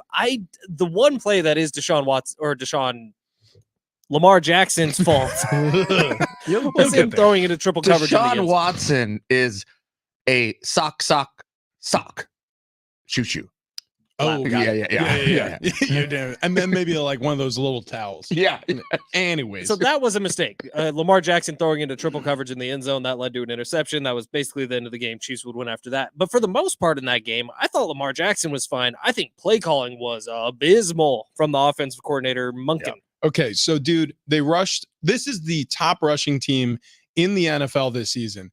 They ran for only 81 yards. Now, you may say, wow, well, that means the Chiefs just shut them right down. The answer is no. Like, they abandoned the run game. Even on like that 3rd and 1 call, and I thought Jim Nantz did a good job bringing it up, and Tony Romo was questioning the call as well. The fact that on that 3rd and 1, they throw the football, and then they have to throw it again on 4th and 1. They convert with Odell Beckham Jr., and we saw how the rest of the drive went after conversion. But the point is, like, even in those short yardage situations, even when they had success, there was an earlier first half, 4th and 1, where Lamar Jackson had one of his only planned carries of the day, and he rushed it for like 27 yards or something before he was tackled. Yeah. Like, do that. Yeah, that works. Like, I don't get it. Gus Edwards, in his entire season, and I'm including the postseason, so this guy had 18 games, and he played in all of them. He had the least amount of rushing attempts in this game against the Chiefs compared to every single game he played in this season. He had 3 carries. And it wasn't like it was a crazy shootout where game script like required you to be throwing the ball the whole time. My biggest takeaway from yesterday, when you lump the 2 games together, the Lions lost playing Lions football. Like, say what you will about the 4th down conversions. Right. That was them. That was their team's identity, their personality. The Ravens lost trying to play Kansas City Chiefs football. Now, why would the Ravens go away from what worked so well for them, what got them the number 1 seed? You nailed it. You nailed it. Yeah. That's exactly right. And TD, you were talking about it earlier, like the Lions, they played aggressively, and Dan Campbell has been that guy all season long. Yep. No, that is absolutely perfectly Fletch, 100% true. And to me, when I look at that, I go, well, wait a minute then. Are the Niners as good as the Niners should be? Because the Niners squeaked by 2 of these games. I mean, both of these games, rather. I mean, they barely got by the Packers. They barely got by the Lions, and they got by. And now, look, I understand you take advantages of the mistakes of your opponent. That's good football. That's good sport. I mean, you name the sport. You take advantage of your opponent, of their mistakes. But they barely got by. And if not for those mistakes, the Niners aren't in the Super Bowl. I will say this, though, and playing in the NFL and collegiately, teams that you're worried about are teams that never give up. Like, there are certain teams where you could see it on film. Like, you can turn on the game film and you're like, this quarter, I shouldn't even watch the 4th quarter. These guys are literally giving up. Right. And you're like trying to scout the defense that you're preparing for. And if you watch certain halves or the 4th quarter of certain games, you'll look at the team and you'll be like, they're not even fighting anymore. Even the play calling defensively changes. Like, so there are certain teams that don't have the will to fight all the way to the end. The 49ers, though, dude, those are the teams you worry about. Those are the teams that you put on film and you say, look what they do in the second half. Look what they do in the fourth quarter. Look at this team's fight all the way through. What Nick Bosa did in that second half against Jared Goff and that poor offensive line up front. Penei Sewell had a hard day trying to take him on. That is a tall lift anyways. And he just lit it up in the second half. And the second half, all of a sudden, it looked like the Niners had reached the summit of the hill that they were trying to climb up the first half because they were running downhill the whole second half. C-Mac all of a sudden's there. Brock Purdy is putting up, how many yards was it? 48. Ayuk. Lamar Jackson numbers. Yeah. What I was most impressed about with the Niners is he didn't catch his own pass. That was also such a cool play. It was an awesome play, but kind of a mistake from Lamar Jackson in the first Lamar place. Jackson plays football like his mom is shouting from the porch, like, your dinner's getting cold. He's like, wait, Mom, check this out. And the ball's in the air. He's like, he catches it. Like, you remember the Chiefs lost a playoff game on that? Like Marcus Mariota, when he was the quarterback of the Titans, threw one off of, I think it was Chris Jones's face. I don't think, was that in the postseason? I thought it was a regular season game, but it was crazy also. It was crazy also. But the Niners, what they did in the second half, they came out and did something they haven't done all year, which was play man defense for the majority of the second half. You're right. The bug fly in there. They got something, but they hadn't moved off the like 4-man front zone defense the entire season, and they still had the 4-man front in the second half, but they went man on the backside, and that's never don't do that. Well, what was happening with the Chiefs is because they went in with the game plan, like, we're going to run the football. Like, we're just going to stick to the run, even if it isn't successful sometimes. We're going to try to negate negative plays, but we're going to stick Pacheco up in there, and we're going to make sure we're balanced, especially through the first half. Like, until the last drive of the first half when they're throwing the ball around, trying to get down and get within field goal range or score, like, it was almost dead even how many runs they had versus how many passes they have. And what you do when you run the football is you entice the defense to add a player to the box to get out of their small personnel and play base defense. And they have to play more man coverage as a result of that. And so that's the reason why running the football, it's not for everybody. And look, it's a passing league now, and I understand that. But as we get into the colder months, the teams that typically have a more balanced offense or can run the ball and can chew up a lot of the game clock, they're usually the more successful teams. Also, having a great quarterback helps, having a great coach helps, and having a great defense like the Chiefs have in all three of those categories, all that helps. But they are able to control the clock with Pacheco on the ground and with that run game. And what did they do at the very end of the game? They set up a second and short because of a Pacheco run, and then to ice the game, Mahomes does a play action deep ball to MVS. That iced everything. So everything sets up from the run with both of these teams, which is why I would be saying pound the under on the total for the Super Bowl. It's it could go that way. It absolutely could go that way. We'll see. All I know is we got exactly what we bargained for. That was a great championship weekend. I can't wait to see the Super Bowl.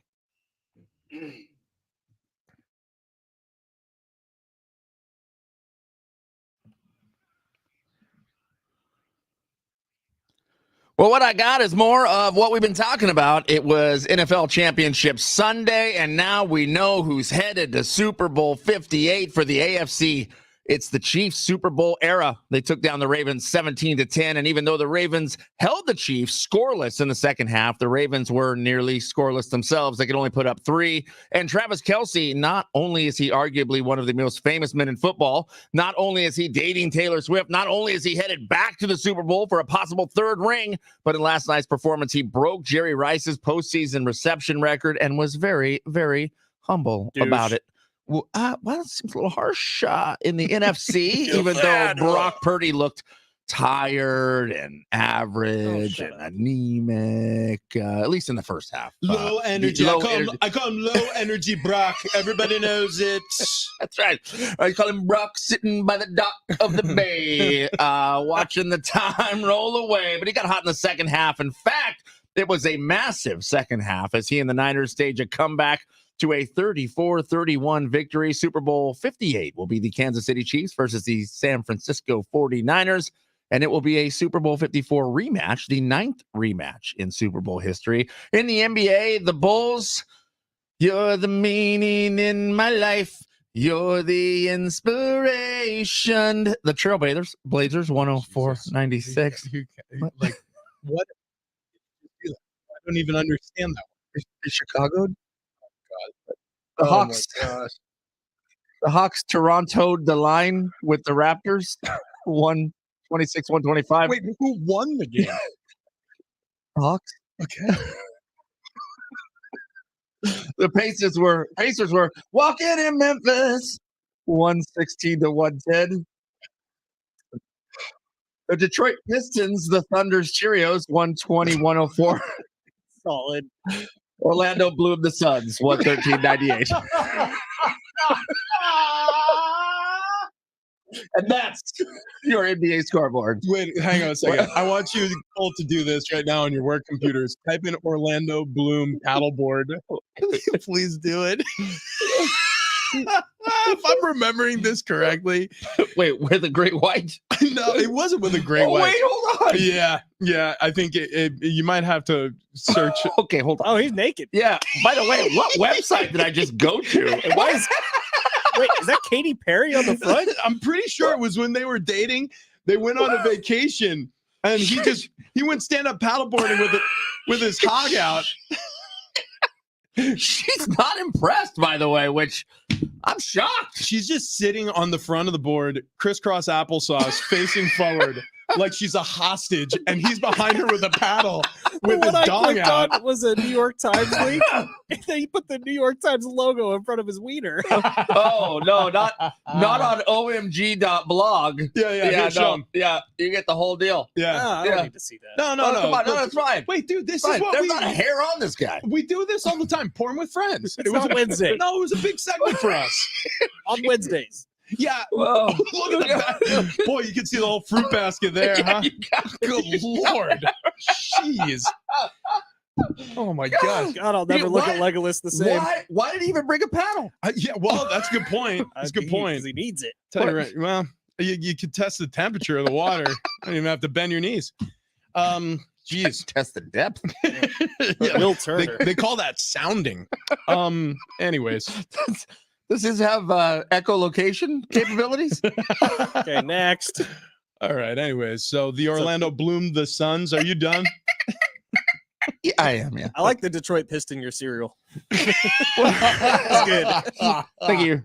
Thank you very much. Okay. Last words on just like the gameplay from the NFC Championship game. Here's what I liked. Here's what I didn't like. What I love from the San Francisco 49ers is the halftime adjustments. But this is a team that looks sleepy in the first half of these games. And man, if there's a team that could take advantage of that, like the Ravens had only given up 2 first drive touchdowns the entire season, including the postseason, and the Chiefs went down on a 10-play drive and scored immediately. And it was methodical. It wasn't a big play. It wasn't anything like it was Patrick Mahomes dinking and dunking his way down the field, making the perfect decisions. It was runs with Isaiah Pacheco. I thought the Chiefs played that game so methodically the entire time and let Baltimore make all the mistakes. And if the Chiefs play that same game, I don't think the Niners actually stand a chance. It was 81 yards, 5 passes, 5 throws, all completions, found Travis Kelce twice, once in the end zone. It was like poetry. It was very Tom Brady. Yeah. By the way, there were a couple passes that weren't quite there for Travis Kelce, and he laid it out. Yeah. I mean, he laid it out. He played the game of his life. That guy's so lame. Oh, come on. He is lame. But my point in bringing up that drive specifically is if the San Francisco 49ers come out sleepy against the Chiefs, look out, man, because you can come back against the Packers, young quarterback, a coach who hasn't been in, well, I should say doesn't have a great record in the postseason with Matt LaFleur. You got Jared Goff as the starting quarterback across from you with the Detroit Lions and a head coach who's never coached in an NFC Championship game. So you can get away with that stuff. And a highly emotional team in the Lions who are going to make the mistake for you. The Chiefs won't make those mistakes. They just won't. And so you're not going to have a second and a half comeback like that against the Chiefs. So hopefully the Niners got the message through the first 2 weeks of their postseason. Well, it's been season after season of fans looking at the Chiefs offense and going, well, I mean, what do you do? I mean, you try to stop Travis Kelce and now they're passing the ball. You try to stop the pass and Patrick Mahomes is running the ball. You try to stop that run and somebody else running the ball. But about halfway through the season, I was questioning the Chiefs, going, they don't have these same weapons anymore. Travis Kelce, he's not catching the ball. They don't have receivers who are holding onto the ball. This is not the dynamic team they once were. They can be stopped. Not in the playoffs. All of a sudden, they're back, and every cylinder is firing. And you go, what do you do? Where it's there's cracks everywhere, and you're trying to plug the holes so you don't drown, and you can't. It's the Patrick Mahomes effect. Everybody is that much better because he's the quarterback. Like Pacheco is better than he actually is because he has Patrick Mahomes as a quarterback. Rashee Rice, the rookie, having like an all-pro season is so much better than he actually is because Patrick Mahomes is throwing him the ball. It's the reason why for years, and it happened while I was there in New England, why everyone wanted to play with the Patriots, because everybody wanted to play with Tom Brady. Because even if you're a defender, you're on a team that's like grabbing onto the tail of a dragon. You're just taking off, and you'll be soaring to new heights. And with Brady, like you saw it so many times. I mean, receivers would come at the end of their career. Randy Moss. I mean, Ocho Cinco for a season didn't work out, but Ocho Cinco was there. I remember, who was it? Torrey Holt was there for a camp. Like, it was wild. Like, the reason anybody knows Danny Amendola's name, right, is because of Tom Brady and Julian Edelman, who was a 7th rounder out of Kent State, a quarterback turned into a wide receiver, and by the way, has the 3rd most playoff receptions in the history of the game, behind now Travis Kelce and Jerry Rice. Give it a couple years, Julian Edelman's going to be a Hall of Famer. Oh, I bet you will. Was he a Super Bowl MVP? But Rashee Rice could be a Hall of Famer one day. You know what I mean? Like, that's the thing when you play with a talented quarterback like that. All right, coming up next, we're going to get into championship game weekend superlatives. But first, I want to talk to you guys about the Man Zone at Golden Triangle Plastic Surgery really quick. Tell me about that testosterone. Yeah, feel my shoulder right here. Feel how. Oh my God. Yeah. Wait, is that a prosthetic? No, that's my deltoid. Okay, that is okay. Yeah, now check out that thigh. Yeah. Yeah, a little higher. Okay. Anyways, look, I'm in like getting into some of the best shape of my life because the testosterone replacement therapy I've been receiving at the Man Zone. Okay, so the Man Zone was founded by Dr. Roy David. He's the medical director over there, double board certified plastic surgeon, but he has this passion for helping men reclaim the optimization of their health is the best way I could put it, right? I had my consultation with Dr. Roy David and the staff over at the Man Zone. This was back in September. I've been taking these testosterone therapy since then, and I've never felt better. There are a ton of these clinics, by the way, around town. I wanted to go to an experienced practice that I can trust. I could educate myself on what my T levels were and why they're so important for men, especially in their 50s, their 60s, but even your 40s, even your 30s. I'm 37. And this is no shame here. Like, if you are somebody who struggles with your energy level, or you're feeling sluggish, or if it's not going well in the bedroom, whatever your issue is, testosterone could be the cause. For me, I just felt like low energy. I just felt like every morning I was waking up, I was kind of dragging my bones out of bed. I'm like, what is wrong with me? Why do I feel like I'm in a daze, a cloud? Why does my head feel so foggy sometimes? And honestly, I was thinking like, oh, geez, maybe this is left over from the playing career. Maybe this is like concussion symptoms or whatever. And I went to Dr. Roy David, and he was like, no, dude. He was like, you're in the low average range for your testosterone. I was in the 300s. The range goes up to 1,000. So we've boosted that number up. I'm feeling much better. And so even in your 30s, I suggest this to anybody. It's themanzone.com. That's where you start your journey, themanzone.com. And no sooner than today, right? Get over there, call them, tell them that I sent you over there, right? You should do this annually. Go and get your T levels checked. All right, it's themanzone.com. That's themanzone.com. Again, feel this deltoid. Yeah. Good Lord, man. Yeah. Good Lord. This could be you. What?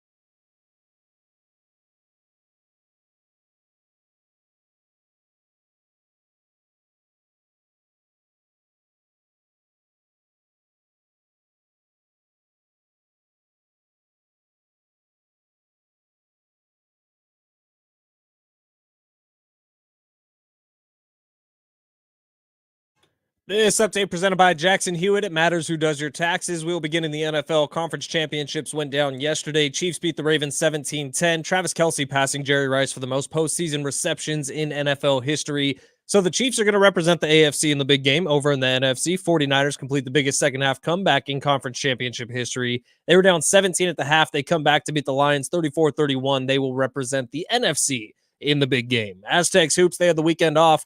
Next up for the boys, they're heading to Moby Arena in Fort Collins. They got Colorado State tomorrow night. Pre-game coverage gets underway tomorrow at 5:30. Tip-off at 6. Big one for the boys in scarlet and black. When you get your biggest tax refund from Jackson Hewitt, prepare to shout Jackson Hewitt from the rooftops. In the event you don't get your biggest refund, you will get your money back plus $100.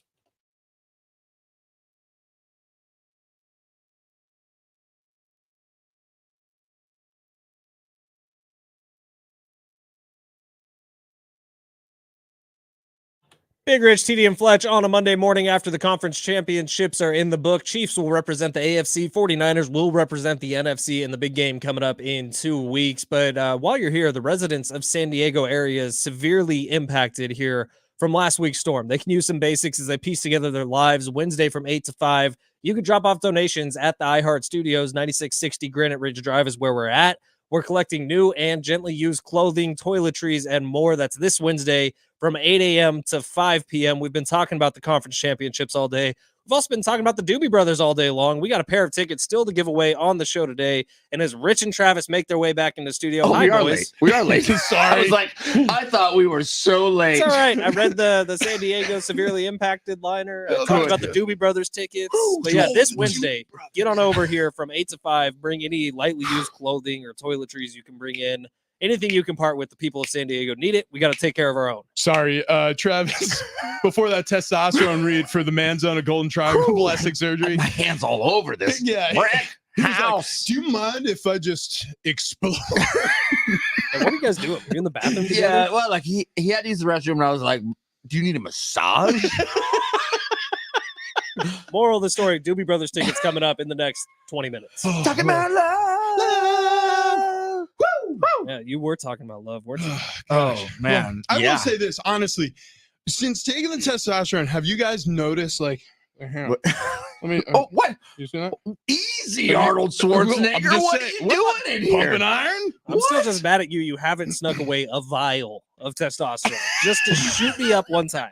I just want to see what it does. Can you imagine? Like, I just walk into the Man Zone. I just talked to Dr. Roy David. I'm just like, hey, buddy, listen, everything's on the up and up. Everything's going well, but Fletch wants some premium test on the DL. So, yeah, he's a law-abiding citizen of age. He could come in here and get his testosterone tested just like anyone else. But instead, if you could just sneak me a couple mLs of the old testosterone. Also, I need a syringe and a needle. No biggie. Like the sneakiness adds to the thrill of it, right? You're a sicko. This is the reason why you're sock shoe. Yeah, no doubt. Speaking of smuggling, have you guys seen Griselda with Sofia Vergara? Oh, yeah. Yep. Wait, is that a movie? Yeah. When did it come out? It's on Netflix. It's like a show. So I saw an interview about it, and she said she tried cocaine for the first time because of that show. Good. I'll tell you what, she's method. Yeah. In a lot of ways in the show, by the way. A lot of ways. I'm doing a bodybuilding documentary. That's the reason why I hooked up with the Man Zone. Wait, so TD, why are you bringing it up? Do you get to see stuff? No, I brought it up because you were talking about smuggling out of the doctor's office. So Griselda, she is a Colombian drug lord. Yeah. Who's smuggling cocaine from was Colombia. good show? One of it's good. The most fearsome drug lords there's ever been. In fact, Pablo Escobar in his life said there's only one person he ever feared, and it was this woman, Griselda, the real woman. Viraga? Different Griselda. By the way, Sofia Vergara, if she only smoked for the filming of this show and it took, let's say, 6 months to film this thing, she smoked 37,000 packs of cigarettes. Oh, she's always smoking. Yeah. So in the interview I saw, she said she had to learn how to smoke cigarettes, and she had to learn how to do the other stuff too. Well, check. Yeah, she All the stuff, check. I'm telling you. I'm gonna watch. I just finished editing a video of our reaction to Travis Kelce being super lame and TD talking about how cool he is because he's like, I don't know, disparaging the past of the great NFL player Jerry Rice. Fine with me. Yeah, TD's like, oh, he's awesome. He deserves to do I this. liked it. No one I also like the deserves Beastie to Boys. do that. I also like the Beastie Boys. Yeah, you got to fight for your right to party. Right. I've always said Mhm.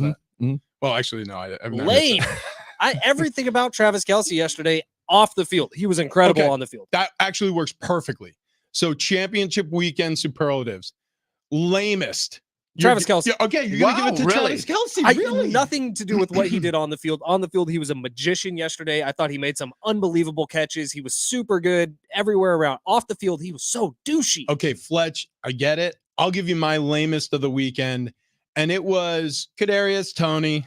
Okay, because look, I get it. Life sucks when you get benched, but he also really struggled this season catching the football, and then he goes on Instagram Live during the game or walking up to the game, and he absolutely outs his team. He was like, yeah, this is all basically, I can't even repeat what he was saying, but they're lying. I don't have a hip injury. Yeah, I just had a kid, but they're a bunch of liars. And it's like, these are your teammates. Like, you're telling me there's not one guy on the field who's playing in the AFC Championship game who you like enough that you're not going to completely demolish the team leading up to it and be a distraction. Fortunately for the Chiefs, it didn't matter. They end up being the How about Baltimore this? I'll Ravens. fix Kadarius Toney. I'll fix Travis Kelce. Kadarius Toney, if you wanted to put out a social media video yesterday, how about him sitting on the couch with his newborn baby, phone pointed at the screen? Wish I was there with you boys. Yeah, I've been cool.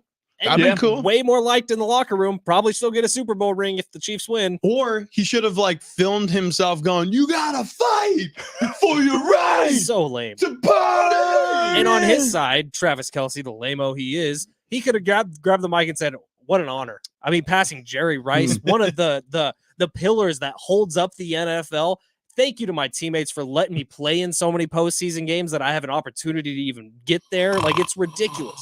No, dude. Oh, come on. sorry. I fell asleep. I fell asleep.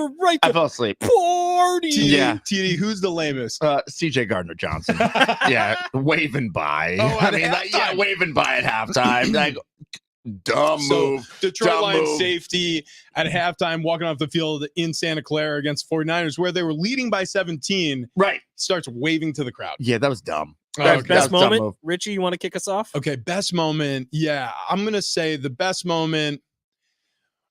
Look, dude, for Brock Purdy, that's got to be pretty special, right? Look, for everything, I had no idea he was such a controversial character. But if you just kind of widen the lens and think about where this guy's journey has taken him, holy cow, just winning that football game and being a part of it, right? He had those 48 rushing yards all in the second half. He made some big plays in the second half. He got help from his teammates. There's no question about it. But that 49ers team roared back to life. He had a big part of it. And I mean, from Mr. Irrelevant to the Super Bowl in 2 years, that's sensational. I saw a stat yesterday that I would need to double check to make sure it's true, but the stat was that no Mr. Irrelevant has ever even thrown a pass That in an sounds right. NFL game. Has never even thrown in a Super Bowl. in a Super Bowl. In a Okay, Super Bowl. okay, Wait, yeah. hold on. Might Wait, have I don't been know. Now I'm postseason putting the game. stat. Maybe postseason game. Okay, Postseason game. okay. That's crazy. Yeah, never too, even thrown though. a pass in a postseason game. And now Brock Purdy is taking him to a Super Bowl in 2 years. And setting franchise records while he's at it. Most yards in 49er history this season was Brock Purdy. Best moment, though, when that game finished. Yeah. There was like 2 seconds on the clock after Detroit burned all their timeouts. Shocking that Fletch goes to the Niners. right, yeah. I honestly right, wasn't right. going to, but you reminded me of it, Rich. Okay. So Brock Purdy, he takes the snap and he wastes the last 2 seconds by running right and then spikes it and does this big celebration. Did you see the first person he went and hugged? No. They have 4K video of it on Fox NFL, the TikTok account, Taylor whatever. Swift. No, he goes and just jumps into John Lynch's arms. The guy that took a chance on him in the draft, the guy that used their last draft pick to pick him. It was a special, special moment. And there. John Lynch held him like a 6-month-old baby. Just, imagine he carried him like Whitney Houston and Kevin Costner in The Bodyguard. That was a special moment. It was a special moment. So we're doing this now. The best moment. Gosh, I want to say Travis Kelce kissing Taylor Swift, but actually, what I thought the best moment was a game changer for me. And it's odd that we all went 49ers here. Brandon Ayuk in that catch. I'm sorry. Yeah. I mean, it to me changed the game. I mean, the pendulum swung so hard at that point in the Niners' favor that it was a done deal. TD, you nailed it. Like that really, truly, if you think about it, the Lamar Jackson play where he threw the football and then caught it himself and then ran it for 13 yards should have been the coolest play until Ayuk did that. Yeah. He changed the entire fortune It was incredible. of the 49ers season and potentially their franchise history. All right, best player. I'm going to take Nick Bosa on this one. I thought what he did in the second half of that game was dominant. Monster. It was dominance. And he had 2 sacks in the first half, but he was the only Niner really playing in the first half. What about you, TD? Fletch takes Bosa. Who's the best player of the weekend? I think Travis Kelce, 11 for 11 with the touchdown. I think Travis Kelce played the game of his life. He looked absolutely phenomenal. When the defense is having to play Travis Kelce, that opens up everything else. But even when they were playing Travis Kelce, he was making catches and moving the ball down the field. Yeah, I'm going to give it to the guy throwing the ball, distributing the football for the Kansas City Chiefs. 30 of 39, 241 through the air, no interceptions, the 1 touchdown thrown to Travis Kelce. And plus, when they needed yards on the ground, he scampered a lot. Patrick Mahomes, getting crucial first downs to sustain drives and really put the pressure on Baltimore, because all of a sudden the biggest villain for the Ravens was the clock. Like they just had no way of getting back in that game. They weren't leaving them enough time to do it. Okay, so I think we already hit it because we said the lamest and we all gave ours, but is there somebody you want to designate differently as the biggest bonehead of the weekend? Yeah, okay, I got one too. Yeah. I wonder if we're on the same page. Let's say it on 3. 1, 2, 3. Zay Dan Flowers. Campbell. Whoa. Not the same. So you have Zay Flowers, Fletch. I do. It was 2 critical plays in that Ravens-Chiefs game that changed the future of it, and both of them were bonehead mistakes. The first one was the taunting foul he got, which I think undoubtedly when I saw it on the field, I said, oh, flag's coming, that's taunting. I didn't feel that way about it in any other plays. And then right after that, in quick succession, he has the fumble at the 1-inch line. Yeah. And I get it, you're trying to make a play, but you have to understand where you are on the field. You have to understand the holy ground that is the end zone. And you have to understand that you might not get back in the red zone in this game because of the way the Chiefs defense was playing. How do you not just take what you got and go down at the 1-yard line? TD, biggest bonehead, Dan Campbell? Don't go for it on those 4th down, man. Don't go for it. If you don't and you kick field goals, you win this game by 3. And you stop some momentum of the Niners. Look, I know what you're trying to do. I understand that's Lions football, but you're here, man. You are on the dance floor. Play a little bit safer in that situation. Protect that lead. Add a little bit to it. I know what you're trying to do. It's just, oh gosh, just win the game, buddy.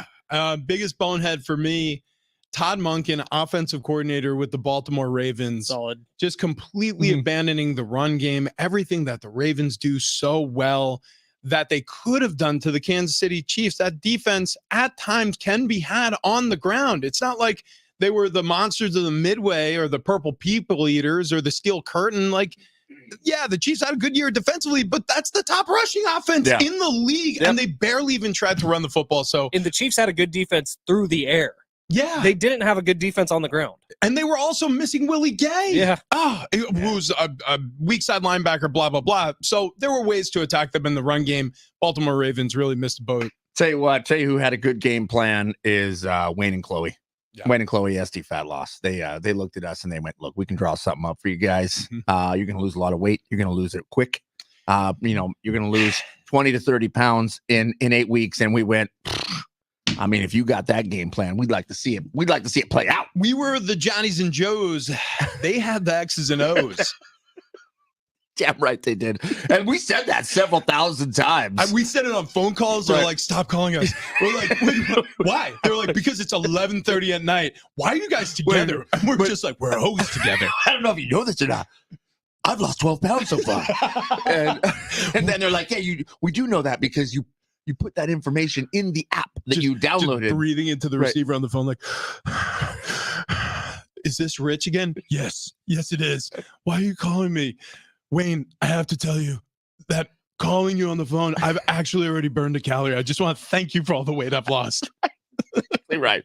Well, in 2 months' time, I lost 31 pounds. Rich over 35. Fletch over 40 40 pounds. Like so now Fletch again on the reduction phase is pushing over 50 pounds lost. It's incredible. Look, it works. It works because these three dummies, including myself, sitting here in this studio, just followed along with the simple plan that Wayne and Chloe put together, and you lose weight. And then the best part is, once you lose the weight because of their plan, you don't gain the weight back. And that's not what you want to do.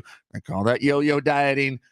May or may not have happened to me once before, which puts me in the situation where Wayne and Chloe from SD Fat Loss had to step in and said, we're going to help you out. We'll show you the quick way to lose weight, how to keep weight off, the healthy way to do it and lose weight fast. They're going to do the same for you. SDFatLoss.com. Go there. Free consultation. SDFatLoss.com. They're going to take care of you. SDFatLoss.com. Bottom of the barrel. Coming up next.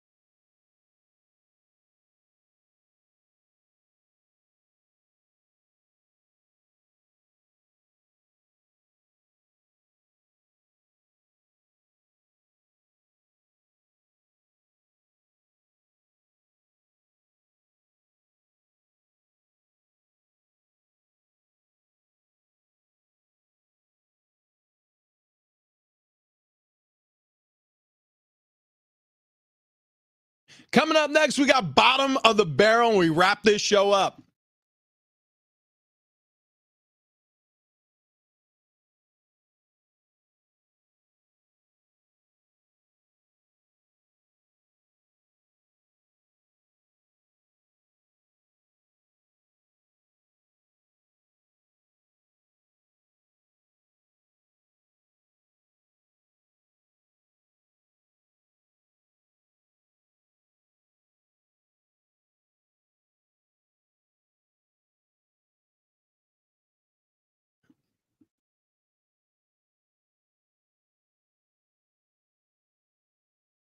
Hey, this is Rich for the Man Zone at Golden Triangle Plastic Surgery, founded by Dr. Roy David. He's the medical director there. He's also A double board certified plastic surgeon. So this is a real doctor who really knows what he's doing. There's a lot of testosterone clinics out there. They open up, they close down. Some of them less reputable than others. I wanted to go to an experienced practice that I could trust to educate myself on T levels and why it's so important for performance in everything you do as a man. Testosterone is it. It's like the magical elixir, it feels like. So my issues were I was waking up every morning feeling brain fog and feeling sluggish, and I just didn't feel quite like myself. It was weird. It just was one of those like low energy times in my life. This fall was really tough.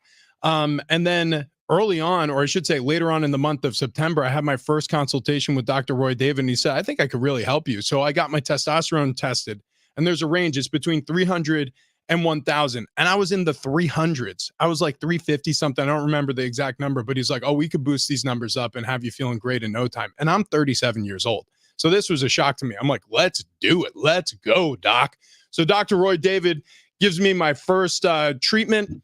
And then I go every month. Then I get my treatment refilled. And since then, I can do now 1,000 push-ups without taking a break. True, I've seen it.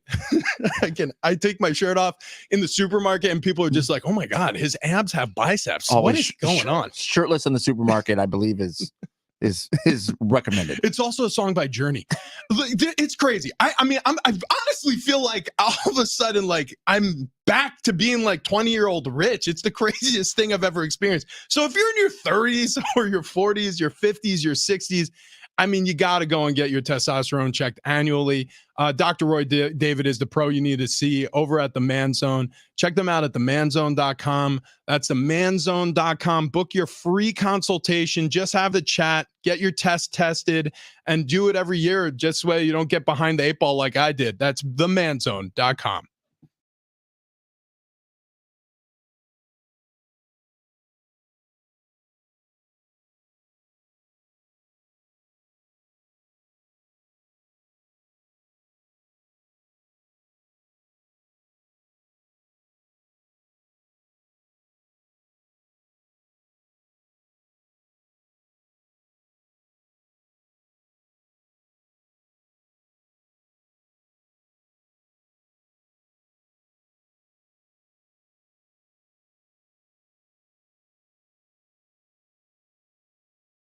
Big Rich, Steedy, and Fletch with you. Jessica Biel for Bottom of the Barrel is our lead story. So Bottom of the Barrel, we do it every day. It's the stories that kind of we have to scrape the bottom to get to you. Jessica Biel, the actress, she eats in the shower.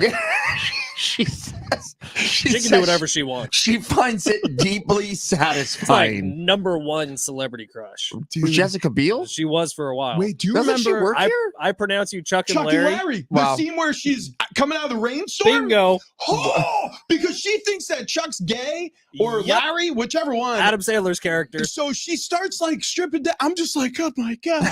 Adam Sandler lived the dream for Wow. about 20 seconds. And Doobie Brothers playing because we have Doobie Brother tickets Oh, to give shoot, away. yeah. So we're gonna give our online listeners a shot here. 858. I love Wow, it. that works out well. 858 at 877 SORG 760. That's SORG 760 is the number to dial. Okay, yeah, Doobie Brothers caller number 5 at 858 is going to get those tickets. Just call that number. Ben, who do we thank today? Fletch, this was a big one. Thank you both. Thank you, Textures, Roadies, Dogs, Hangers, Bangers. We'll see y'all on February 9th at KMB Bistro in Del Cerro. Make sure you get out there, help support the show, and just come hang out with us. We want to see y'all. Yeah, and remember, Wednesday, 8 a.m. to 5 p.m. right here in the parking lot, Granton Ridge Drive, iHeart San Diego. Bring all of your lightly used blankets, clothing, toiletries. We're doing a drive to help the flood victims. The Herd is next. We'll see you tomorrow.